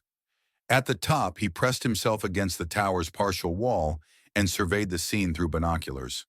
Plumes of dust and smoke obscured swaths of the compound, making it difficult to see all corners. Suddenly, one of the helicopters swept in low, its door gunners spraying the guard tower. The wooden board splintered, forcing Rowe to duck. He fired back with his rifle in short bursts, hoping to rattle the pilot or gunner. The chopper veered off, ascending to a safer altitude. "Nice try," Rowe muttered under his breath, his heart pounding. He clicked on his radio again. "All teams, that chopper is vulnerable when it comes in low. If you get a clean shot at the cockpit, take it." A few yards away, Mac took cover behind an overturned ATV. He listened to Rowe's instruction, eyes scanning for an opportunity. He spotted muzzle flash from the helicopter's side door, returned fire, and was rewarded with a sudden lurch of the aircraft. It pulled away, rotors thundering. Inside the station, Alvarez attempted to corral the few uninjured personnel, directing them to safer positions. Some were stationed behind locked interior doors, assisting with communications or tending to wounded colleagues. Despite the chaos, none had fled. The gravity of defending the border kept them glued to their posts. Then an unexpected glimmer of hope arrived via radio. "This is Tango 5 from Regional Air Unit. We're approaching your coordinates. ETA 6 minutes. Hang tight." Rowe's chest tightened with a mixture of relief and concern. 6 minutes could be an eternity in a firefight. Still, if the air unit arrived in time, and if they weren't outclassed by the cartel's unmarked helicopters, it could shift the tide. "Dupree, Deuce, hold that control room. Mac, keep that courtyard covered," Rowe ordered. "We just have to hold them off a little longer." None of them doubted the magnitude of the challenge. Yet in every gunshot, every movement, they drew upon a lifetime of training and an unbreakable bond forged in battle. Here, in the scorching desert night, they stood unwavering against a merciless cartel, proving that valor thrives where it's most desperately needed. The glow of the approaching Regional Air Unit's helicopter lights shimmered faintly on the horizon, offering a beacon of hope for the beleaguered defenders. The cartel, however, sensed the shift. The men on the ground hastened their efforts to gain a decisive foothold before reinforcements could arrive. In the motor pool's smoky haze, several cartel fighters regrouped, dragging wounded comrades behind half-destroyed vehicles. They spoke in urgent tones, pointing toward the center of the compound. One man, who appeared to be their squad leader, gestured aggressively, rallying them for a final push. From his vantage point, Deuce spotted them through a cracked security window in the administrative building. He radioed Rowe. "They're massing near the motor pool. Looks like they're gearing up for one last assault. Maybe they want to overrun the building before the cavalry shows up." "Yadrowing," Rowe acknowledged, switching channels to address Alvarez. "Captain, we have a concentration of hostiles near the motor pool. Get your men ready to repel an internal breach. We'll do what we can to block them." Alvarez, already battered by the onslaught, responded with surprising resolve. "We'll hold them. Just tell me where you need us." Leaving a couple of border agents to guard the gates and direct incoming friendly helicopters, Alvarez led a small squad to reinforce the administrative building's corridors. Together, they set up a makeshift barricade using desks, cabinets, and anything else they could find. The soft glow of emergency lighting painted their faces with determined expressions. Mac and Rowe maneuvered outside to flank the cartel group. They pressed low to the ground, moving silently through the swirling dust. The memory of countless night ops guided their every step. Far above, the cartel choppers loomed, but their gunfire had tapered, possibly due to fear of hitting their own men. As the cartel squad launched their charge, the ex-SEALs opened fire from two angles, creating a deadly crossfire. Startled screams tore through the chaos. Some of the attackers dove behind an upturned jeep. Others scrambled back, firing blindly into the darkness. Inside the administrative building, Alvarez's makeshift barricade rattled as a handful of cartel fighters attempted to force entry. Gunshots echoed down the halls. Desks splintered, and one agent took a grazing shot to the shoulder, grimacing in pain, but maintaining his position. Dupree from the control room coordinated camera feeds and radio comms, doing his best to guide the defenders. He alerted them whenever he saw an intruder attempting to flank. Each time the defenders responded with ruthless efficiency, their training and synergy shining through. Outside, Mac and Rowe advanced, using smoke and dust as cover. They pressed the cartel fighters relentlessly. One by one, the intruders began to break. Two sprinted for the battered SUV that had rammed the gate, hoping to flee, only to find its engine inoperable from earlier explosions. Another tried to radio their chopper for extraction, but the pilots, wary of ground fire, hovered at a safe distance. A sudden whir overhead heralded the arrival of the Regional Air Unit's helicopter. Its searchlight stabbed through the gloom, illuminating the courtyard. Over loudspeakers, a commanding voice shouted, "This is the United States Border Patrol Air Unit. Drop your weapons and surrender." Ehcom, for a heartbeat, all sides froze. The defenders out of cautious optimism, the cartel out of panic at losing the advantage. The station, riddled with bullet holes and smoke, had become a chaotic war zone on the verge of resolution. In that suspended moment, every individual faced a critical choice: fight on, surrender, or run. The arrival of the Border Patrol Air Unit felt like a turning point. Its powerful searchlight swept across the station, momentarily revealing the full scale of destruction. Bodies scattered across the courtyard, vehicles riddled with bullet holes, and walls pocked by stray rounds. For a fleeting second, the cartel's confidence wavered. Some lowered their weapons, exchanging frantic glances. Others, still full of fight, clung to the notion of seizing victory. One of the unmarked helicopters repositioned at a higher altitude, as if trying to gauge whether it could still offer support without drawing fire from the newly arrived enforcement chopper. "Final warning," the loudspeaker blared again. "Drop your weapons. You are surrounded." Rowe, taking cover behind a concrete divider, saw a handful of cartel fighters begin to comply, tossing rifles and handguns to the ground. Another group, their pride or desperation fueling them, continued to fire sporadically. Each muzzle flash drew immediate retaliation from the defenders. Inside the administrative building, Alvarez and his squad heard the amplified demands to surrender. The hail of bullets outside slowed to a sporadic crack. One agent mustered courage to peek out the shattered window and saw cartel men raising their arms in defeat. Alvarez lowered his own weapon, beckoning his fellow officers. "Let's move," he said quietly. "Secure the courtyard. We'll see if we can de-escalate this before more people die." Cautiously, they emerged from the building, stepping over broken glass and debris. A wave of relief washed over them when they spotted Rowe and Mac, rifles still at the ready but no longer firing.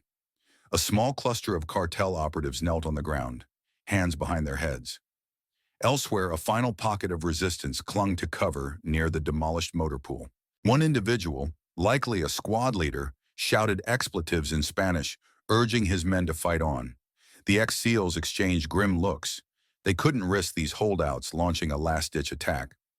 Max signaled to Rowe, and both circled around opposite sides of a smoking SUV. In a coordinated maneuver, they caught the remaining fighters in a pincer move. Two more gunshots rang out, swift, precise. The holdouts collapsed, leaving only one man alive, trembling against the vehicle. He dropped his weapon, eyes darting between the two lethal figures closing in on him. "Down on the ground," Mac ordered, voice echoing with finality. The man complied, lying face down amid the shattered glass. Above, the unmarked helicopters seemed uncertain. One circled away to the south, perhaps deciding the operation was unsalvageable. The other hovered momentarily, as if deliberating whether to extract any survivors. Spotlights from the Border Patrol Air Unit's helicopter locked onto it, forcing the pilot to make a choice: risk direct confrontation or retreat. With a roar of turbines, the unmarked chopper veered off into the darkness. A collective hush settled over Copperhead Station. Smoke still curled from burning vehicles, and the air smelled of hot metal and gunpowder. Broken fences and shattered windows bore witness to the fierce battle. Slowly, the defenders emerged from cover, tending to the wounded and securing the captured. Dupree and Deuce stepped out of the control room, scanning for any last threats. Finding none, they breathed a shaky sigh of relief. Rowe stood in the courtyard, scanning the chaos. Though victory seemed theirs, he remained vigilant. This cartel strike force had been formidable, hinting at an even larger menace beyond. But for tonight at least, Copperhead Station still stood, a testament to what could be achieved when skill, courage, and unyielding resolve intersect. Flickering emergency lights and headlights from Border Patrol vehicles turned the courtyard into a surreal tableau. Agents and ex-SEALs moved among the debris, securing the scene. The captured cartel operatives were zip-tied and lined up on the ground, guarded by two of Alvarez's men. Some cartel fighters whimpered from injuries, while others stared emptily into the night, shock setting in. Alvarez oversaw the immediate aftermath with an expression that blended relief and lingering horror. He radioed the incoming ground reinforcements, confirming the station was under control but in dire need of medical assistance. The local ambulance service, already en route, was told to bring extra units. Rowe joined Dupree, Deuce, and Mac near the motor pool. Now a smoking ruin of ruined trucks and twisted fences. The group exchanged silent nods, acknowledging they'd walked through a gauntlet and emerged on the other side. They each bore bruises, cuts, or tattered gear, but miraculously none appeared gravely injured. The battered junior officer, who'd nearly stumbled into an ambush earlier, approached shyly. "Sir," he said to Rowe, "thank you for—" His voice caught. "I had no idea how big this was going to get." Rowe squeezed the man's shoulder reassuringly. "You did fine," he said simply. "We're all just doing our jobs." In reality, he and his fellow ex-SEALs knew this was more than a job. It was a clash of two worlds, men who had honed their skills in the darkest corners of global conflict versus a ruthless cartel unafraid to wage war on American soil. The confrontation had been inevitable, but the outcome was anything but certain. A hush spread through the courtyard as a figure emerged from the administrative building. Major Philip Sterling, the by-the-book officer who'd visited earlier in the day. He had arrived with the reinforcements. His jaw tightened as he surveyed the carnage, stepping gingerly around shell casings and pools of spilled oil. When he reached Rowe, his gaze flicked to Mac, Deuce, and Dupree, then to Alvarez. "I want a full report," Sterling said, voice tight. "Dead, wounded, cartel, and ours. And an explanation for why a supposed low-key station ended up in a firefight that looks like a war zone." Rowe knew the questions would come. They had evaded official scrutiny for months, operating under the radar. Now, with so many casualties and the presence of unmarked helicopters, the chain of command would demand answers. Before Rowe could reply, Captain Alvarez cleared his throat. "Major, we owe our lives to these men. If they hadn't been here, we'd be overrun." Sterling's gaze hardened, but he nodded curtly. "I'm not questioning their valor, Captain, but the scale of this engagement suggests we've got a serious issue. The cartel basically mounted a paramilitary assault. I'll need to escalate this up the chain." Rowe ran a hand over his sweat-dampened hair. "Understood, Major. We'll cooperate fully." With that, Sterling stalked off to speak with the other senior agents and begin the laborious task of gathering official statements. For the time being, the defenders had a reprieve, but they all sensed that while the night's battle had been won, the larger war with El Tigre's cartel was far from over. Amid the flickering lights and the acrid scent of spent ammunition, Copperhead Station still stood, charred, battered, but unbroken. And for Rowe and his team, a single question loomed. How long before El Tigre struck again? And how far would he go when the time came? Dawn crept over the horizon, bathing the ravaged compound in shades of muted orange and pale blue. Dust motes swirled in the early morning light as cleanup efforts began. Crumpled chain-link fences, shattered windows, and scorched vehicles bore silent testimony to the intense firefight that had raged just hours earlier. Emergency crews arrived en masse, ambulances to tend the wounded, law enforcement to process the detainees. A swirl of official SUVs, flashing lights, and frantic voices filled the once quiet station yard. Some of the captured cartel gunmen were transported to nearby hospitals under heavy guard. Others, less grievously injured, were interrogated on site. Near the motor pool, Max stood on a makeshift stretcher, letting a paramedic wrap a gauze bandage around his forearm. He'd taken a shard of debris during an explosion. Grimacing from the sting of antiseptic, he locked eyes with Rowe, who was similarly getting field treatment for a sprained wrist. They exchanged weary half-smiles, both relieved and wary of what lay ahead. Alvarez oversaw the logistical side of the station's recovery. He assigned agents to gather evidence, photograph the damage, and record statements. He paused when he spotted Major Sterling emerging from an impromptu field office. A corner of the building cleared of rubble for official debriefings.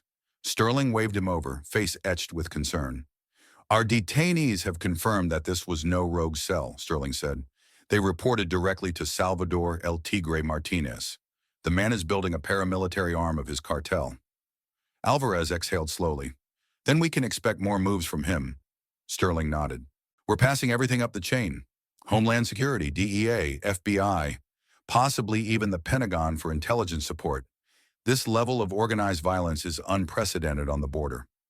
Meanwhile, inside the station's break room, now serving as a temporary command post, Rowe, Dupree, Deuce, and Mac debriefed each other. They spoke in hushed tones, each reflecting on the near misses and tactical decisions made during the firefight. We did what we had to, said Dupree, taking a swig of water. But with the cat out of the bag, I'm guessing Command will ask a lot of questions about our backgrounds and methods. Max shrugged his broad shoulders. So be it. We never hid who we were. We just didn't advertise it. Our main concern was keeping this place safe. Deuce stared at the floor, fiddling with a spent shell casing. We sent a clear message, but you know how cartels operate. El Tigre will want revenge. He can't let a defeat like this go unanswered. Rowe nodded. That's exactly what worries me. If he brings an even bigger force, or invests in more advanced gear, it won't just be about this station anymore. He'll turn the whole region into a war zone. Outside, the sun climbed higher, illuminating the battered facade of Copperhead Station. The day shift was officially on duty, but the sense of normalcy was shattered. Everyone understood that last night's battle was merely the opening salvo in a larger conflict. The question wasn't if El Tigre would strike again, but when and how fiercely. For Rowe and his team, the line between their old lives as Navy SEALs and their current roles as covert defenders had blurred irreversibly. They would continue to stand vigilant, forging alliances with law enforcement and possibly even higher agencies. Because in the shadowy world of cartel warfare, only unwavering resolve and readiness could keep the peace, no matter how fragile it seemed. 2 days after the assault, the station buzzed with activity as agents, investigators, and technicians flooded the grounds. Evidence collection was in full swing. Ballistics experts cataloged shell casings, crime scene photographers documented bullet trajectories, and intelligence officers scrutinized the confiscated weapons. At the same time, a rotating crew of contractors started repairs, hauling away twisted metal, installing new fencing, patching bullet-riddled walls.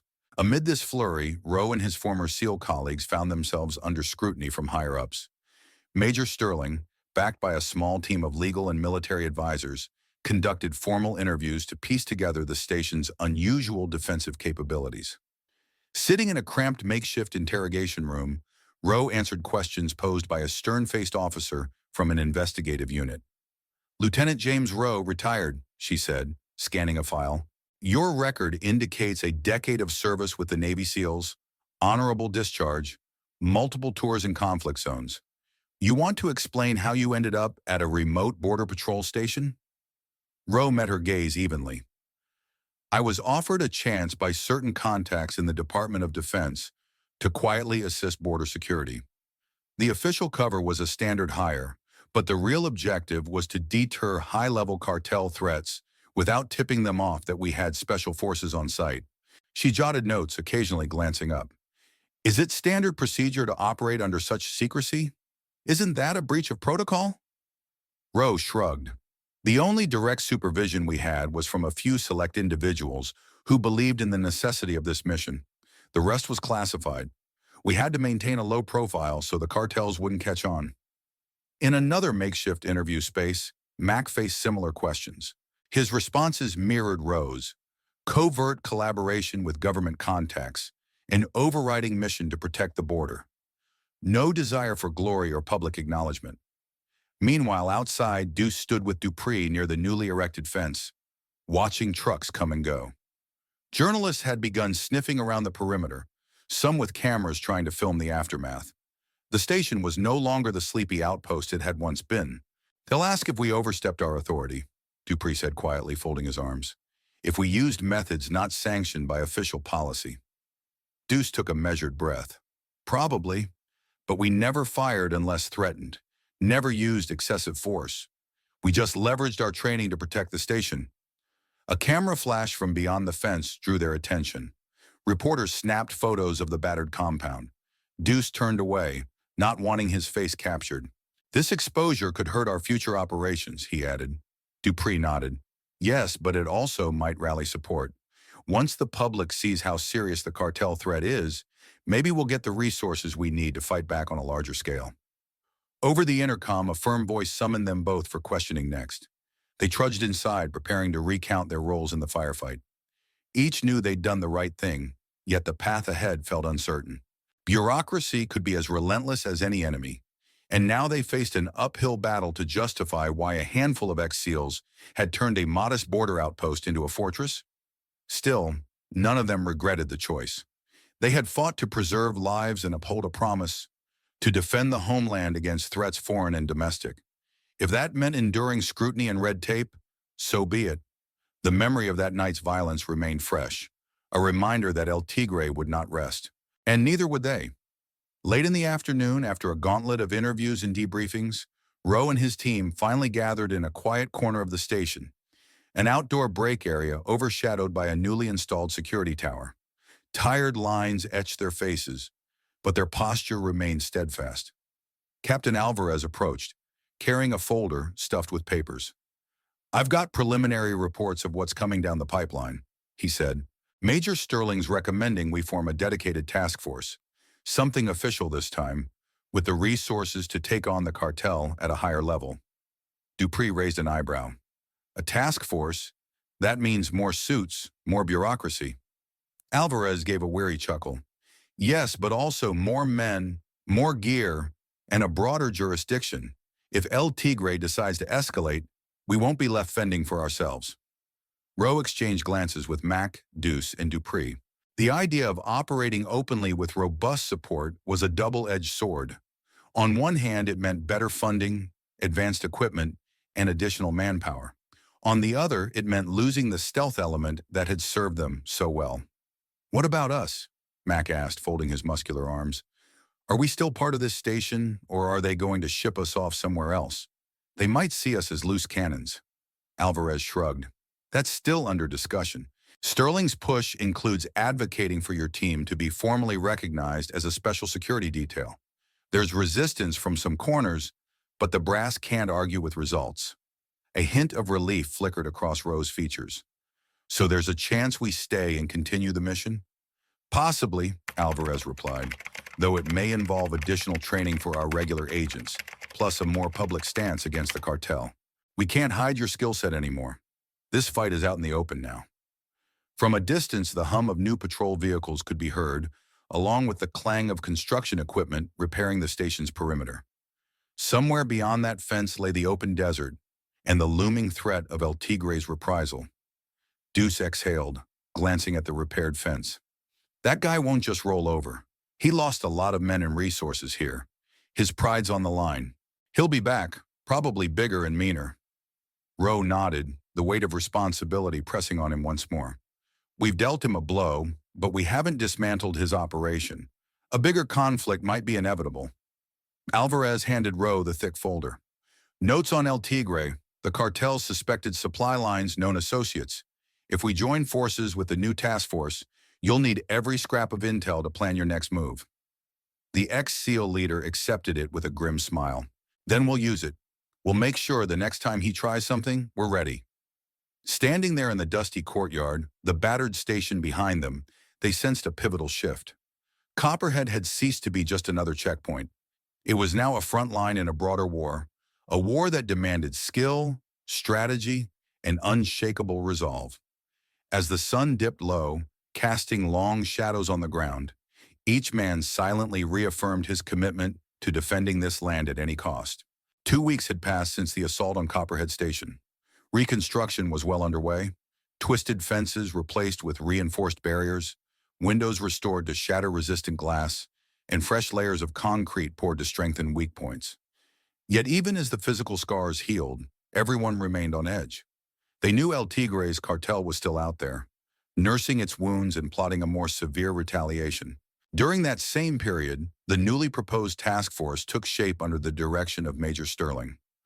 Officially named the Border Security Special Action Group, BSAG, it included representatives from Border Patrol, DEA, and state-level law enforcement. The ex-SEALs Rowe, Mack, Dupree, and Deuce were invited to join as special consultants, a compromise that allowed them to retain some operational freedom while still up, a rating under a clearer chain of command. On a windy afternoon, the BSAG held its inaugural meeting in a freshly cleared section of the station's main building. Rows of folding chairs faced a large projector screen. A sense of anxious determination filled the room. Major Sterling took center stage, his voice carrying just above the rasping hum of an outdated HVAC unit. "I won't sugarcoat it," he began, scanning the faces around him. El Tigre's cartel is more than a gang of smugglers. They're organized, heavily armed, and increasingly bold. The failed siege here proves they're willing to strike on U.S. soil if it serves their aims. He clicked through slides showing confiscated weapons, strategic maps, and the faces of known cartel lieutenants. Our intel indicates El Tigre is consolidating power south of the border, merging smaller factions under his leadership. If he succeeds, we'll face a paramilitary force with the capacity to destabilize entire regions. Canarney. Captain Alvarez sat in the front row, arms folded, while Rowe and his team occupied seats near the back. Not accustomed to formal briefings, the ex-SEALs exchanged knowing glances. They'd all seen their share of insurgent groups evolving into well-organized militias. Sterling nodded toward Rowe. "Some of you may already know Lieutenant Rowe and his men. Their expertise saved this station from total annihilation. But going forward, we'll be working as a coordinated unit. That means following established protocols, sharing intel promptly, and planning joint operations where necessary." Rowe understood the implication. The days of quietly handling threats on their own were over. He rose to address the assembled agents. "We're here because we believe in protecting this land. However, El Tigre's next move won't be a simple frontal assault. We suspect infiltration, sabotage, maybe even targeted assassinations. The key is to strike at his logistics before he's strong enough to launch another attack." Murmurs of agreement rippled through the group. Alvarez looked relieved to see the ex-SEALs taking an official stance. Meanwhile, Dupree tapped on a laptop at the rear, bringing up fresh satellite imagery he'd acquired from his old military contacts. Grainy though they were, the images showed multiple vehicles gathering near a remote desert compound just across the border. "This might be his staging ground," Dupree said, pointing to the screen. "We suspect it's where they're stockpiling firearms and training new recruits." Major Sterling nodded gravely. "That's our next target," he said, voice resolute. "If we can verify that this compound belongs to El Tigre, we'll coordinate a binational effort to shut it down.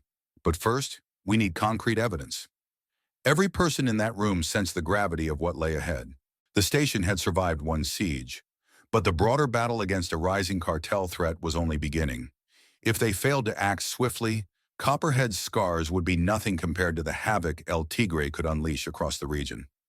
That evening, Rowe convened a smaller briefing with his fellow ex-SEALs in a repurposed storage room that had become their unofficial ops center. A single hanging lamp cast a circle of light on a metal table strewn with maps, photos, and intelligence files. The hum of an overhead fan blended with the distant sound of trucks unloading supplies out in the yard. Dupree tapped a pen against a satellite image of the suspected cartel compound across the border. "Coordinates say it's in rugged territory, desert scrub, rocky outcrops, not many roads in or out, which is good for them. Hard to approach without being spotted." Deuce nodded. "But also hard for them to flee if they're attacked correctly. The narrower the approach, the easier to choke off an escape route, assuming we can get close enough without alerting them." Mac, arms folded across his chest, scowled at the overhead image. "We can bet they've got scouts posted on ridges, plus hidden lookouts. A direct assault would be a bloodbath. We need a better angle." Rowe agreed. "Which is why infiltration might be our best bet, at least at first. Sterling wants evidence that El Tigre is using this place as a staging ground. We slip in, gather intel, confirm weapon caches, training activities, maybe even snap photos of key personnel, and slip out before they know we're there." Dupree raised an eyebrow. "You think Sterling will sign off on that? The man's big on formalities." "I spoke with him," Rowe replied. "He's cautious, but he's not blind. He knows we need eyes on the inside. Official recon flights could tip them off, and a large ground incursion would start a war. If we keep it small and surgical, it might work. A moment of silence followed, each man pondering the risks. They'd conducted dozens of covert ops in foreign lands, urban safe houses in the Middle East, jungle camps in Asia. But here on North American soil, the political ramifications were far more tangled. Crossing into another country without full diplomatic clearance was fraught with complications, even if local authorities turned a blind eye. "Let's outline a plan," Rose said, gesturing to the map. "One or two of us goes in, wearing civilian clothes. We could pose as gun buyers, maybe. Once inside, we confirm the presence of heavy arms or paramilitary training. Meanwhile, the rest of the team monitors from a safe distance with drones and comms. Then we exfiltrate and pass the intel up the chain." Deuce rubbed his chin. "We'll need to arrange contacts who can vouch for us so we aren't shot on sight. Maybe some old undercover assets from the DEA or local police have connections." "I'll talk to Alvarez," Dupree offered. "He might have leads on that front." They all nodded in grim unison, aware that every step had to be flawless. A single misstep could trigger a firefight in hostile territory, or worse, provoke an international incident. But if they wanted to keep El Tigre from unleashing yet another wave of violence, they had to strike first. For men who'd once operated in the world's most dangerous hotspots, it was a familiar equation. Risk everything now to avert a greater catastrophe later. 3 days later, the plan took its first major step forward. Through Alvarez's law enforcement contacts, Dupree established a line to a local fixer known as El Zorro, rumored to have worked with various agencies and cartels alike. El Zorro was neither good nor evil. He simply thrived in the gray zone between law and lawlessness. If anyone could negotiate a meeting inside El Tigre's suspected compound without immediately blowing their cover, it was him. The rendezvous point was a dilapidated gas station off a desert highway near the border. Rowe and Dupree arrived in an unmarked sedan, dressed in rugged clothes that blended with the local environment. They each carried discreet sidearms, carefully concealed beneath loose-fitting jackets. The scorching afternoon sun hammered the pavement, distorting the horizon with waves of heat. They parked beside an old rusted pickup truck with tinted windows. The driver's side door opened, revealing a lean man in his late 30s, wearing a white cowboy hat and boots that had seen better days. He slipped out a cigarette, lit it, and eyed the newcomers with wary curiosity. "Senor Rowe, I presume?" the man asked in accented English. Rowe nodded. "You must be El Zorro. Thanks for agreeing to meet us." The fixer blew out a stream of smoke. "Word travels fast about certain men who shoot like devils in the night. I heard Copperhead Station was almost overrun by cartel gunmen, and that you and your friends left them in pieces. Very impressive." Dupree exchanged a cautious glance with Rowe. They hadn't expected their exploits to become widespread rumor so quickly. "We prefer to keep things quiet," Dupree said. El Zorro shrugged. "Quiet is expensive, my friends. But let's talk business." He gestured toward a small shack adjacent to the gas station, presumably a backroom office. Inside, the air was stale and smelled of old coffee. The walls were covered in pin-up calendars, and a single creaky fan provided meager relief from the heat. Seated around a battered table, Rowe laid out what they wanted: a discreet introduction to the cartel's new training compound under the guise of potential buyers interested in heavy arms. "We need to confirm they can supply what we need. Machine guns, maybe RPGs. We'll pay for your services." El Zorro tapped ash into a dented soda can. "That's a dangerous proposition. El Tigre's men don't trust outsiders much after their failed attack up north. They'll shoot first if they sense a trap." Rowe produced a small envelope and slid it across the table. Inside was a down payment, crisp bills that spoke more persuasively than words. "We can handle ourselves, but we need your guarantee that we won't be shot on sight. Just enough time for them to hear our pitch." El Zorro eyed the envelope's contents, lips curving into a thin smile. "Money talks indeed. All right, I can arrange a meeting, but only for two of you. You'll need to show them sincerity, maybe bring a tribute, a deposit on those weapons you claim to want. If you're lucky, they'll let you walk around. But don't push it. If they smell the slightest whiff of betrayal, you'll be dead men." Rowe nodded solemnly. "We understand. Set it up." As they parted ways, the fixer left a final warning. If you betray them, don't expect me to save you. These men are hungry for blood, especially American blood. Outside, the sun beat down relentlessly, a stark reminder of the hostility that thrived in these remote borderlands. Rowe and Dupree drove off with heavy hearts, knowing they were one step closer to the Viper's nest, and that every detail of their cover story had to be perfect. Back at Copperhead Station, the ex-SEAL team and their new allies in the BSAG prepared meticulously for the upcoming undercover mission.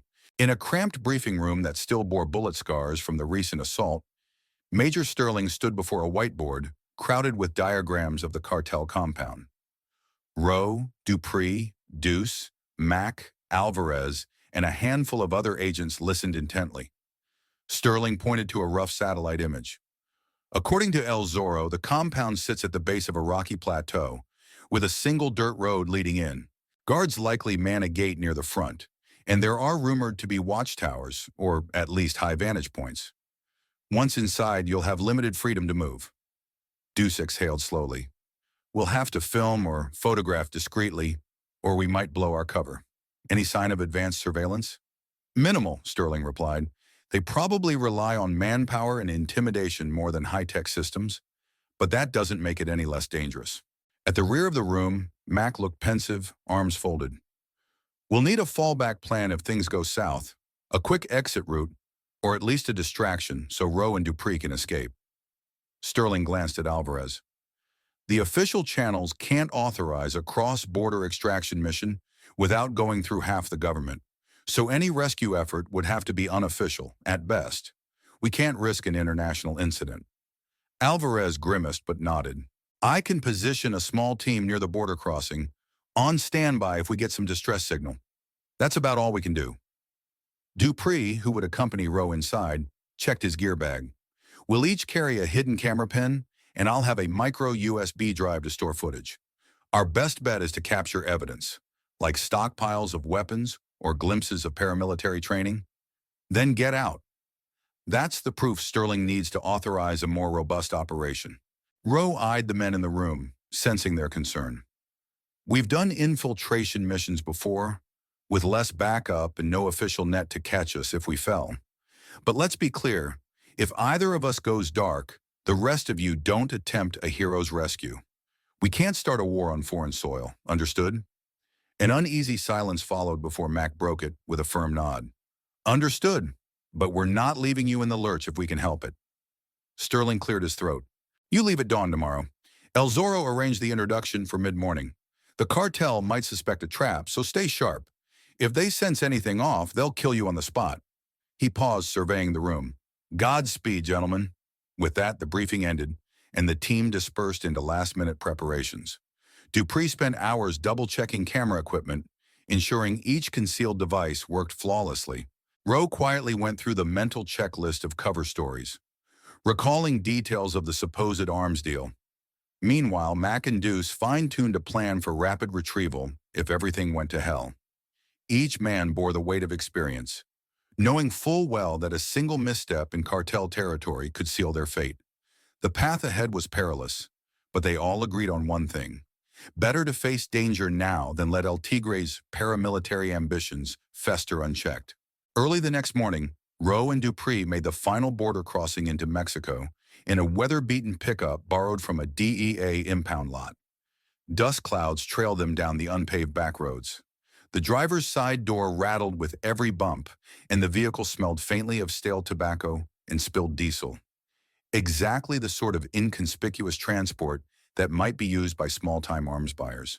El Zorro had provided coordinates to a makeshift checkpoint where the cartel's sentries would meet them. It was little more than a clearing off a gravel road, marked by a scrawny mesquite tree and several rusted oil drums. Upon arrival, they spotted two armed men leaning against an old Jeep. Each wore dark tactical clothing, faces concealed by sunglasses and bandanas. Rowe slowed the pickup, forced a casual grin, and stepped out. Dupree followed, heart pounding beneath his dusty jacket. The armed men straightened, their grips tightening on their rifles. One barked an order in Spanish, "Alto, papeles." Rowe raised his hands in a non-threatening gesture. "Tranquilo, amigos. We're here to see El Zorro's friends." looking to make a deal.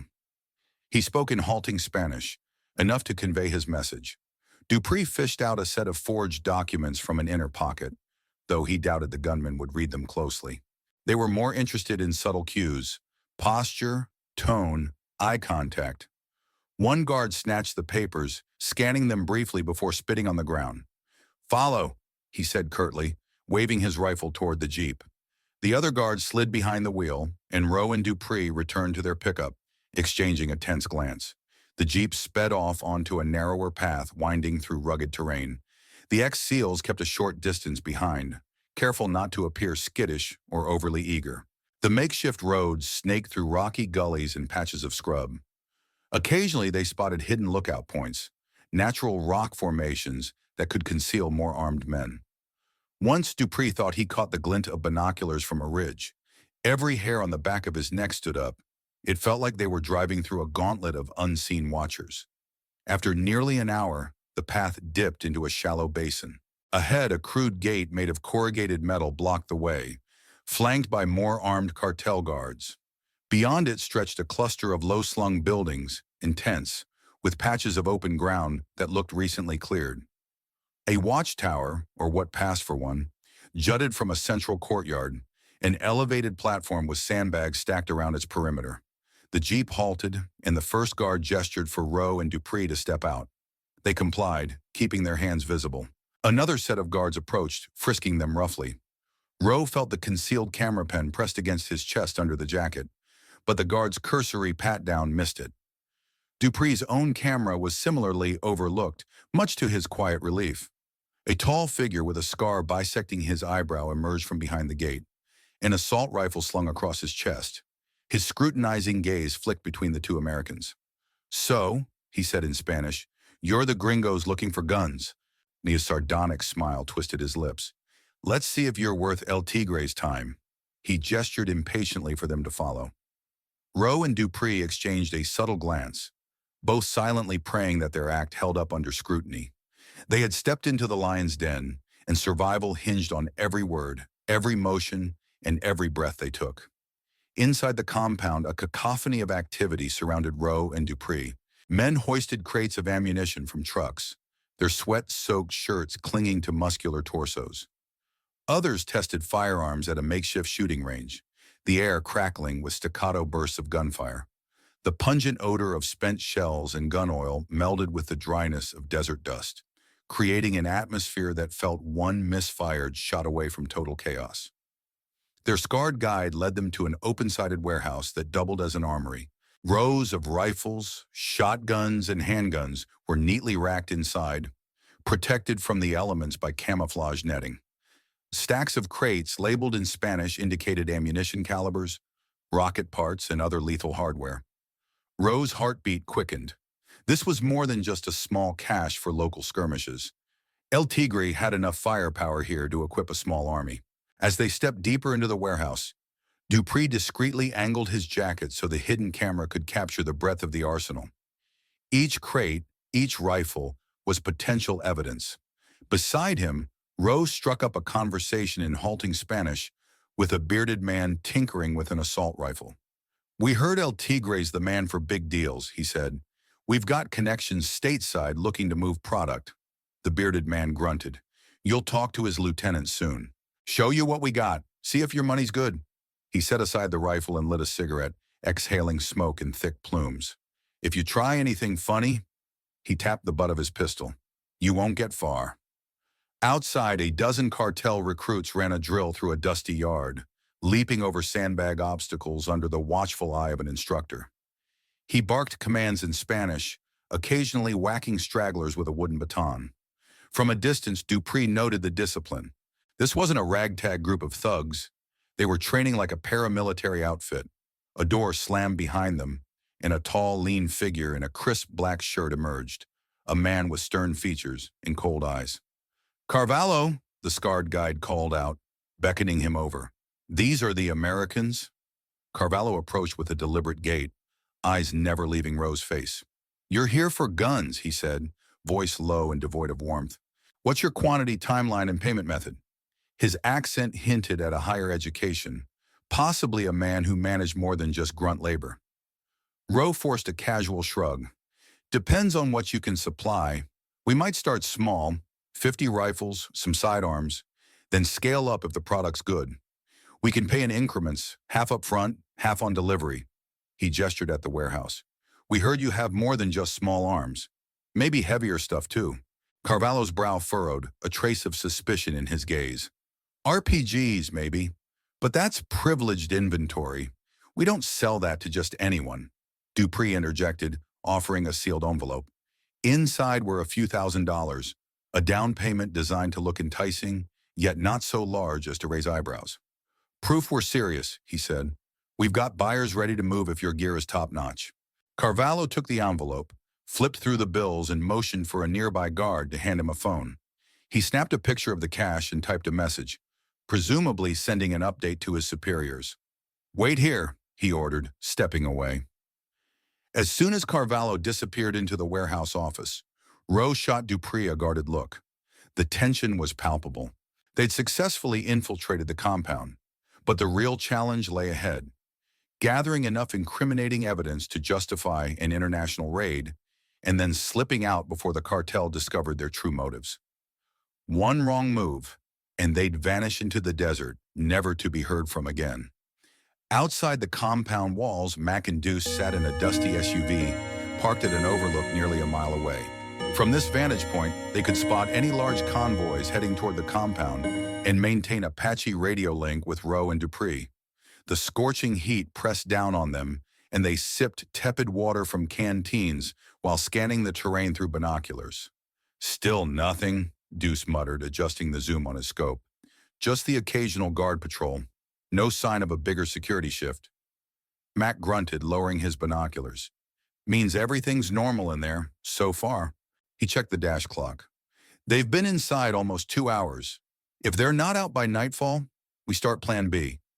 Plan B was a last resort, a nighttime infiltration by Mac and Deuce to either create a diversion or attempt a fast extraction. It carried enormous risks, crossing the border undetected, breaching a heavily guarded compound, and escaping with 2 men in tow. None of them relished the idea. Deuce pulled out a small laptop connected to a directional antenna. I'll see if I can pick up any comm chatter. The signal might be too weak, but worth a shot. He tapped a few keys, bringing up a crude interface that sniffed for unencrypted local radio traffic. Static hissed through the speakers. Occasionally, a snippet of Spanish broke through, but nothing that stood out as a direct threat to Rowe and Dupree. Mac considered their predicament. If Rowe and Dupree get found out, we'll hear about it in the worst way. A firefight erupting, or no contact at all. He drummed his fingers on the steering wheel. I hate waiting.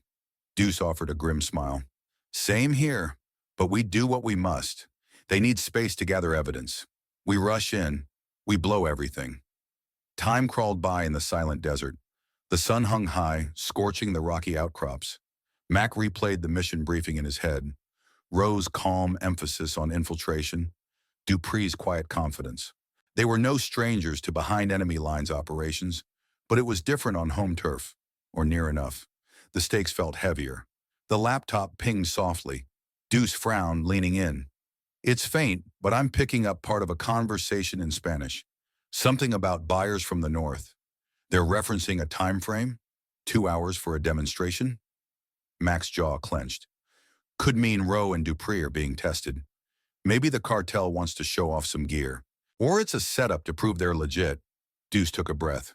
If so, that demonstration might be our best chance to confirm their safety.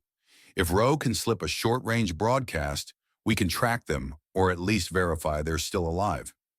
A swirl of dust caught Mac's eye. 2 pickup trucks emerged on a winding dirt road leading toward the compound. They carried half a dozen men in the back, each armed. He grabbed the binoculars again. Incoming reinforcements or new arrivals, he said. This could complicate things. Deuce switched the laptop's frequency. We've got to assume these guys might bring new intel or a shift in strategy. We stay put for now, but keep Plan B on standby. They exchanged a silent nod, both aware that their friends' lives hung in the balance. The desert winds whistled over the stone, offering no solace. For Mac and Deuce, every second ticked by like a warning, intensifying the dread that something catastrophic could unfold at any moment. Back inside the compound, Carvalho returned, accompanied by two muscle-bound guards. He gestured for Rowe and Dupree to follow him deeper into the warehouse. "We'll show you some advanced inventory," he said, voice laced with suspicion. "But if you're lying about buying, you won't leave this place." Rowe maintained a calm facade. "We understand. Lead the way." They stepped past rows of rifles and shotguns until they reached a large steel container.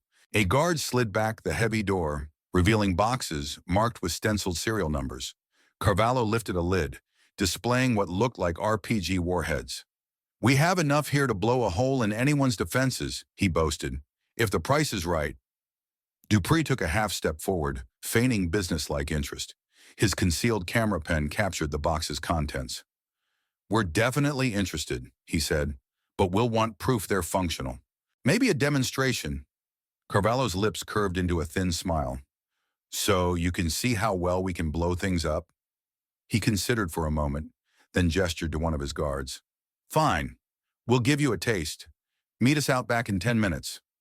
As the guards hauled one of the RPGs out of the container, Rowe and Dupree were ushered back toward the courtyard.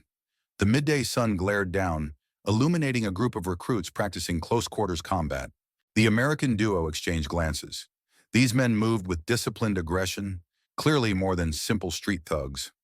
Carvalho stopped at an improvised firing range carved into the rocky terrain behind the warehouse. Large metal sheets and old vehicle chassis served as targets. A battered pickup truck, presumably stolen, rested about 50 yards away. The guard with the RPG carefully set up, aiming at the truck. "This will be our demonstration," Carvalho said. "Watch closely." He signaled the guard, who fired the RPG with a thundering roar. The rocket streaked across the air, slamming into the truck with explosive force. A fireball erupted, sending shards of twisted metal skyward. The blast shockwave rippled through the compound, drawing cheers from some cartel members gathered to watch. Rowe felt the concussion in his chest.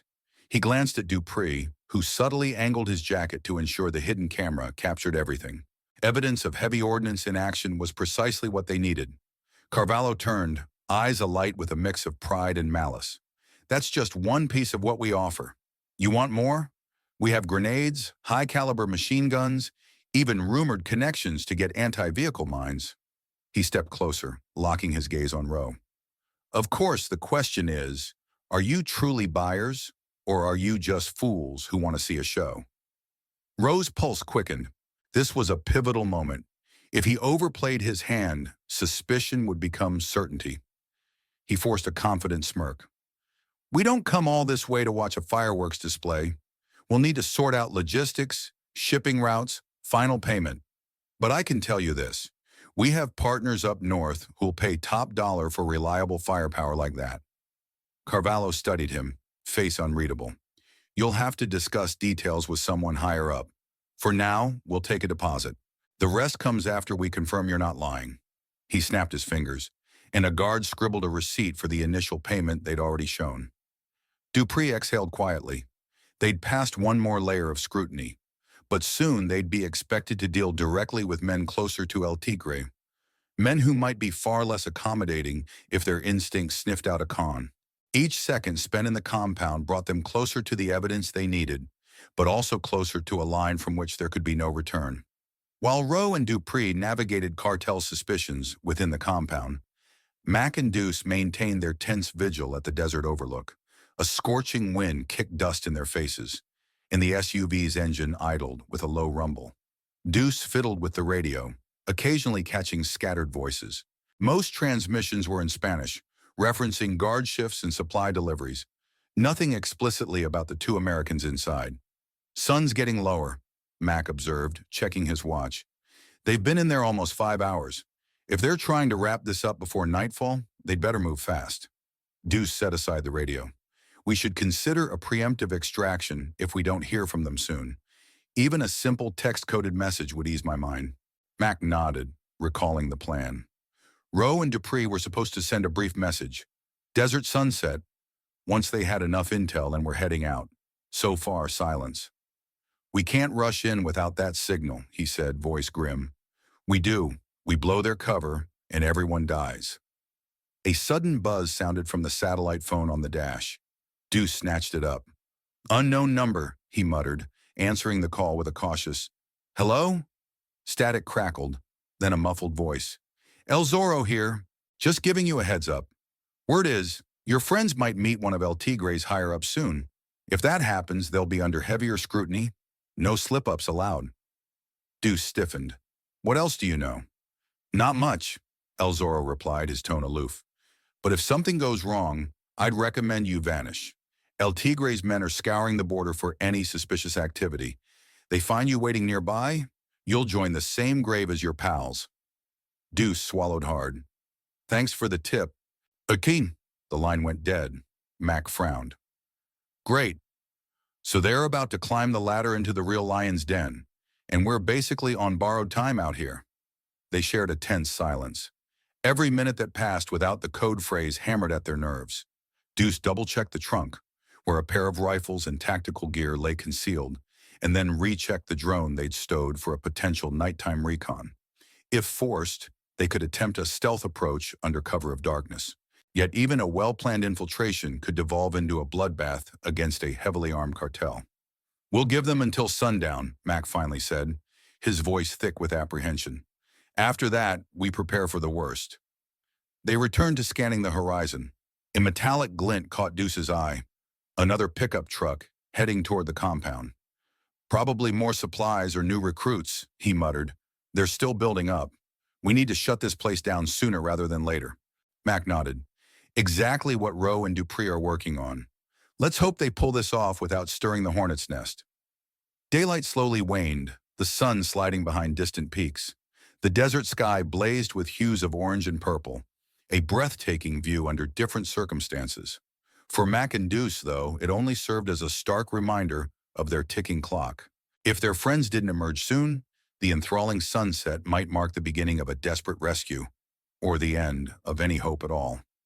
Inside the cartel compound, a tense meeting was underway. Rowe and Dupree found themselves escorted into a makeshift office within a large trailer. The space smelled of stale tobacco and cheap cologne, with bare metal walls adorned by a single calendar depicting an old Mexican bullfighting scene. Seated behind a rickety desk was a man introduced as El Comandante, one of El Tigre's trusted lieutenants. El Comandante studied them with cold, assessing eyes. A half-empty bottle of tequila rested on the table, alongside a loaded revolver. He flipped through a digital tablet, presumably containing notes or contact files. "Carvalho says you're interested in serious hardware," he began in Spanish. His voice was clipped, each syllable tinged with menace. Rowe mirrored his tone, replying in Spanish as well. "Our buyers want efficiency. We've seen the product, and we like what you have. The question is whether we can strike a deal. Large shipments, delivered on schedule." The lieutenant's lips curled into a humorless smile. "Schedule, eh? We don't operate like Amazon, senor. This is the border. Things happen. Military raids, local police interference, rival gangs. If you want guaranteed delivery, you pay the risk premium." Dupree feigned a casual laugh. "We're prepared to pay, as long as the supply is reliable. We've got enough interested parties up north to keep you in steady business. No small-time deals, real volume." A flicker of greed lit El Comandante's eyes, tempered by suspicion. "Big talk. But talk is cheap. My men died recently at a certain American outpost.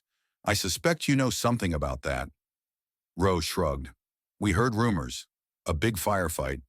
Doesn't concern us if you had bad luck there." "Some, Tudrona," the lieutenant leaned forward, eyes narrowing. "We lost good soldiers in that raid.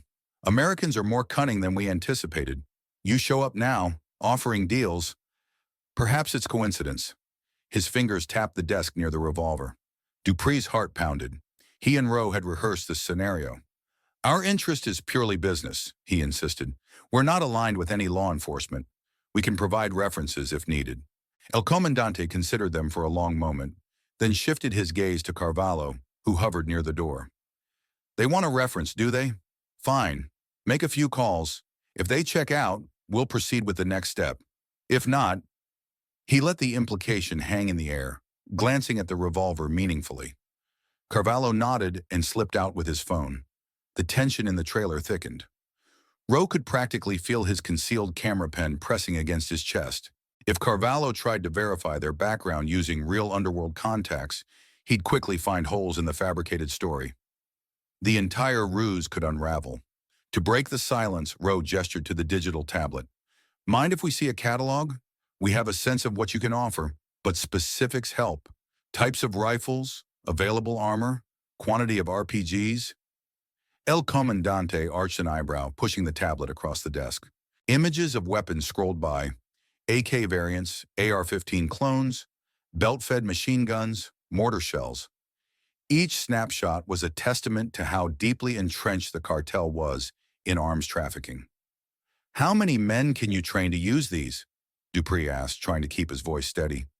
Some buyers want more than just guns. They want instruction on ambush tactics, night operations, things that can't be learned from YouTube. A dangerous pride flickered in the lieutenant's expression. We can train an entire battalion if we wish. Our instructors are ex-military, some from elite units. We are no mere smugglers. We are an army in the making. Rowe felt a chill run down his spine. This was precisely what they feared. In that moment, he understood how vital it was to get this intelligence back to Sterling and the Basag. The cartel wasn't just dabbling in big guns. They were building a paramilitary force. If left unchecked, every border town could become a new battleground. And here they were, two SEALs standing in the epicenter of that brewing storm, trying not to get swallowed by it. Time crawled in that cramped trailer, tension coiling like a serpent ready to strike. Outside, the evening light had begun to soften, bathing the compound in a golden hue. Rowe flicked his gaze toward a dusty window, wondering if Mac and Deuce were still in position, anxiously watching for signs of trouble. A soft knock on the trailer door signaled Carvalho's return. He slipped inside with a guarded expression. In rapid Spanish, he told El Comandante, I called a few contacts. The Americans' references are vague, but nothing glaring came up. They could be genuine. Rowe let out an internal sigh of relief. Their false references, cobbled together from half-legitimate black market connections and carefully fed rumors, had held up, at least superficially. El Comandante eyed them both, as though still weighing the risk. Finally, he grunted, Fine, a chance then. He scribbled something on a notepad and tore off the page. Coordinates, he said, handing it to Rowe. 2 days from now, meet me there at noon. Bring the rest of your deposit if you're serious about a larger shipment. We'll finalize details with someone higher up in our command structure. Dupree's heart lurched. We'd prefer to finalize here if that's possible. The idea of meeting an even more senior figure, closer to El Tigre, felt like diving deeper into the lion's den. El Comandante's eyes hardened. You came to us. We set the terms. This location is more secure. He drummed his fingers on the desk. Unless you're afraid, Rowe intervened with a steady voice. Not afraid, just cautious. But we'll follow your lead. We want those weapons, no matter where we have to go. The lieutenant seemed appeased, leaning back in his chair. Good. Now get out of my trailer. Carvalho will show you out. Make no sudden moves along the way. My men have itchy trigger fingers. Carvalho gestured curtly for them to follow. Stepping outside, Rowe and Dupree were greeted by the cooler late afternoon air. The compound had begun to wind down from the day's training. Some cartel recruits lounged near a cookhouse, rifles resting by their feet. Yet the air still buzzed with tension, as if a single spark could ignite an inferno. They were led to their pickup truck, the same battered vehicle that had carried them there. Carvalho pressed a folded note into Dupree's hand. Say, Senator, there's an outpost a few miles south if you need a place to stay. But I suggest you head straight back north. You Americans stand out, no matter how hard you try. Rowe forced a casual laugh, sliding behind the wheel. We blend in better under the stars. With that, they started the engine. Guards at the makeshift gate waved them through after one last, suspicious check. As soon as they cleared the gate and rumbled down the dusty road, Dupree let out a shaky exhale. Their hearts pounded with the realization that they'd accomplished their mission, captured crucial footage, confirmed the cartel's paramilitary nature, and survived the initial contact. Still, the job was far from done. They had new coordinates for a second meeting, which promised to be even more dangerous. And if the cartel discovered they were actually working with U.S. authorities, it wouldn't just be Rowe and Dupree in the crosshairs. Copperhead Station and the newly formed task force could become targets of a vengeful El Tigre. For now, however, the priority was to reunite with Mac and Deuce, deliver the intel, and plan the next step before the desert night swallowed them whole. Nightfall draped the desert in a blanket of dark blues and purples by the time Rowe and Dupree spotted Mac and Deuce's SUV at the designated rendezvous point, a shallow, dry creek bed concealed by clusters of mesquite. The ex-SEALs stepped out, exchanging quick, relieved nods. The tension that had haunted Mac and Deuce for hours finally eased. "Took you long enough," Mac said gruffly, though relief underpinned his voice. "We were this close to coming after you." Rowe forced a grin. "We had to play nice with a trigger-happy lieutenant. Good news is we got the footage." He tapped the pen in his shirt pocket. "Plenty of visuals on their stockpiles, plus we're meeting a higher-up soon." Dupree handed Deuce a small USB stick. "Download it onto a secure drive ASAP. We can't risk losing this. We got images of their training yard, heavy ordnance, the works. Enough to prove they're more than common thugs." Deuce's eyes lit with grim satisfaction. Finally, some real evidence to show the bigwigs. He rummaged through the SUV's gear and powered up a laptop. With swift keystrokes, he transferred the hidden camera data. Grainy clips filled the screen, a treasure trove of incriminating visuals, from rows of rifles to the RPG demonstration. Mac peered over his shoulder, watching the short, shaky footage of the rocket blast. "They've got enough firepower to wage a real war. That means the next move's ours." Rowe nodded. "Exactly. Once we pass this intel to Sterling, we can push for a multi-agency operation. But there's a catch." He showed the coordinates El Comandante had given them. 2 days. We're supposed to meet again, apparently with someone more senior, possibly El Tigre's inner circle." Deuce rubbed his temple. "That's dangerous. If they suspect we're fakes, they might just kill you on the spot. Or they might lead us straight to El Tigre," Dupree added. "This could be a rare chance to identify his location, maybe even capture him." Mac glanced at Rowe, concern etched in his features. "Is it worth the risk? You guys barely made it out of there once." Rowe weighed the risks. "We have to get Sterling's take. If an official cross-border operation is in the works, maybe we coordinate with local authorities. Hit them right when we're inside. But that's if everything lines up perfectly." Deuce finished reviewing the footage, nodding. "All right, let's head back. We'll find a secure line to transmit this to Alvarez and Sterling. Time's ticking." They piled into the SUVs. Before departing, Mac walked a short distance to the edge of the creek bed, scanning the horizon one last time. The desert night stretched endlessly, punctuated only by distant stars. It was hard to believe that, just a few miles away, an armed camp was massing lethal firepower. Yet that was the grim reality. Behind the desert's quiet facade lurked a rising threat, one that could ignite unimaginable violence if left unchecked. With engines rumbling, they drove into the moonlit expanse, leaving swirling dust in their wake. Despite the danger, each man felt a renewed sense of purpose. They possessed invaluable evidence of the cartel's paramilitary ambitions, and for once they weren't fighting alone. Between the BS Esag Alvarez and Major Sterling, they had a legitimate shot at dismantling El Tigre's operation from the top down.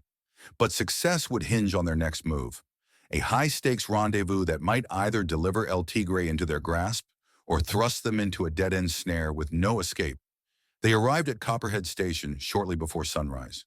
Despite the late hour, Captain Alvarez was awake to greet them, alerted by a coded message on the secure channel. In a hastily arranged conference room, the ex-SEALs, Alvarez, and a handful of BSSAG staff huddled around a laptop. Dupree played the newly acquired footage, the rows of rifles, boxes of RPGs, and the explosive demonstration that left the truck a fiery wreck. Alvarez's jaw tightened. "So it's even worse than we suspected." He exchanged a grave look with Major Sterling, who'd arrived moments earlier. "If that gear floods the black market or arms an entire cell, we'll have blood on our hands." Sterling let out a slow breath. "This is exactly what we needed for a multi-agency green light. DEA, Homeland Security, even elements of the Mexican authorities might come aboard if we can coordinate properly. We have to strike fast, though." Rowe handed over the coordinates for the second meeting. "El Comandante wants us there in 2 days. It could be a chance to meet a major figure, maybe El Tigre himself. But we'll need a plan if we're going to use this opportunity. Sterling tapped a finger on the table, eyes distant in thought. A direct raid inside Mexico requires diplomatic channels.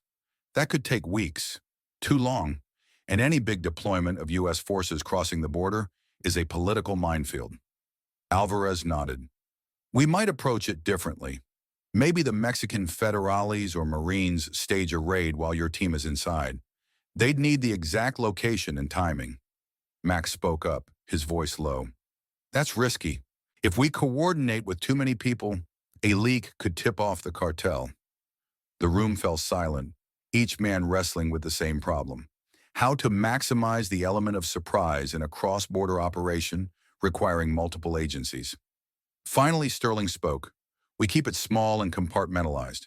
Alvarez, you handle liaison with a trusted contact in the Mexican side, someone who won't sell us out. Meanwhile, Rowe and Dupree attend the meeting as planned. The moment we confirm a high-value target is present, we signal the Mexican forces to move in. Dupree lifted an eyebrow. So we'd basically be bait, waiting until they show themselves? Sterling met his gaze evenly. Bait, yes, but with an escape route. Mac and Deuce can be nearby for quick extraction. If all goes to plan, we trap El Tigre's top brass between your infiltration and the local enforcement's net. It was a daunting proposition. Each step bristled with potential pitfalls, from cartel spies in the Mexican ranks to the inherent danger of walking willingly into a paramilitary stronghold. Yet the possibility of capturing El Tigre, or at least crippling his organization, was too great to ignore. Rowe exchanged glances with Dupree. Both understood the stakes.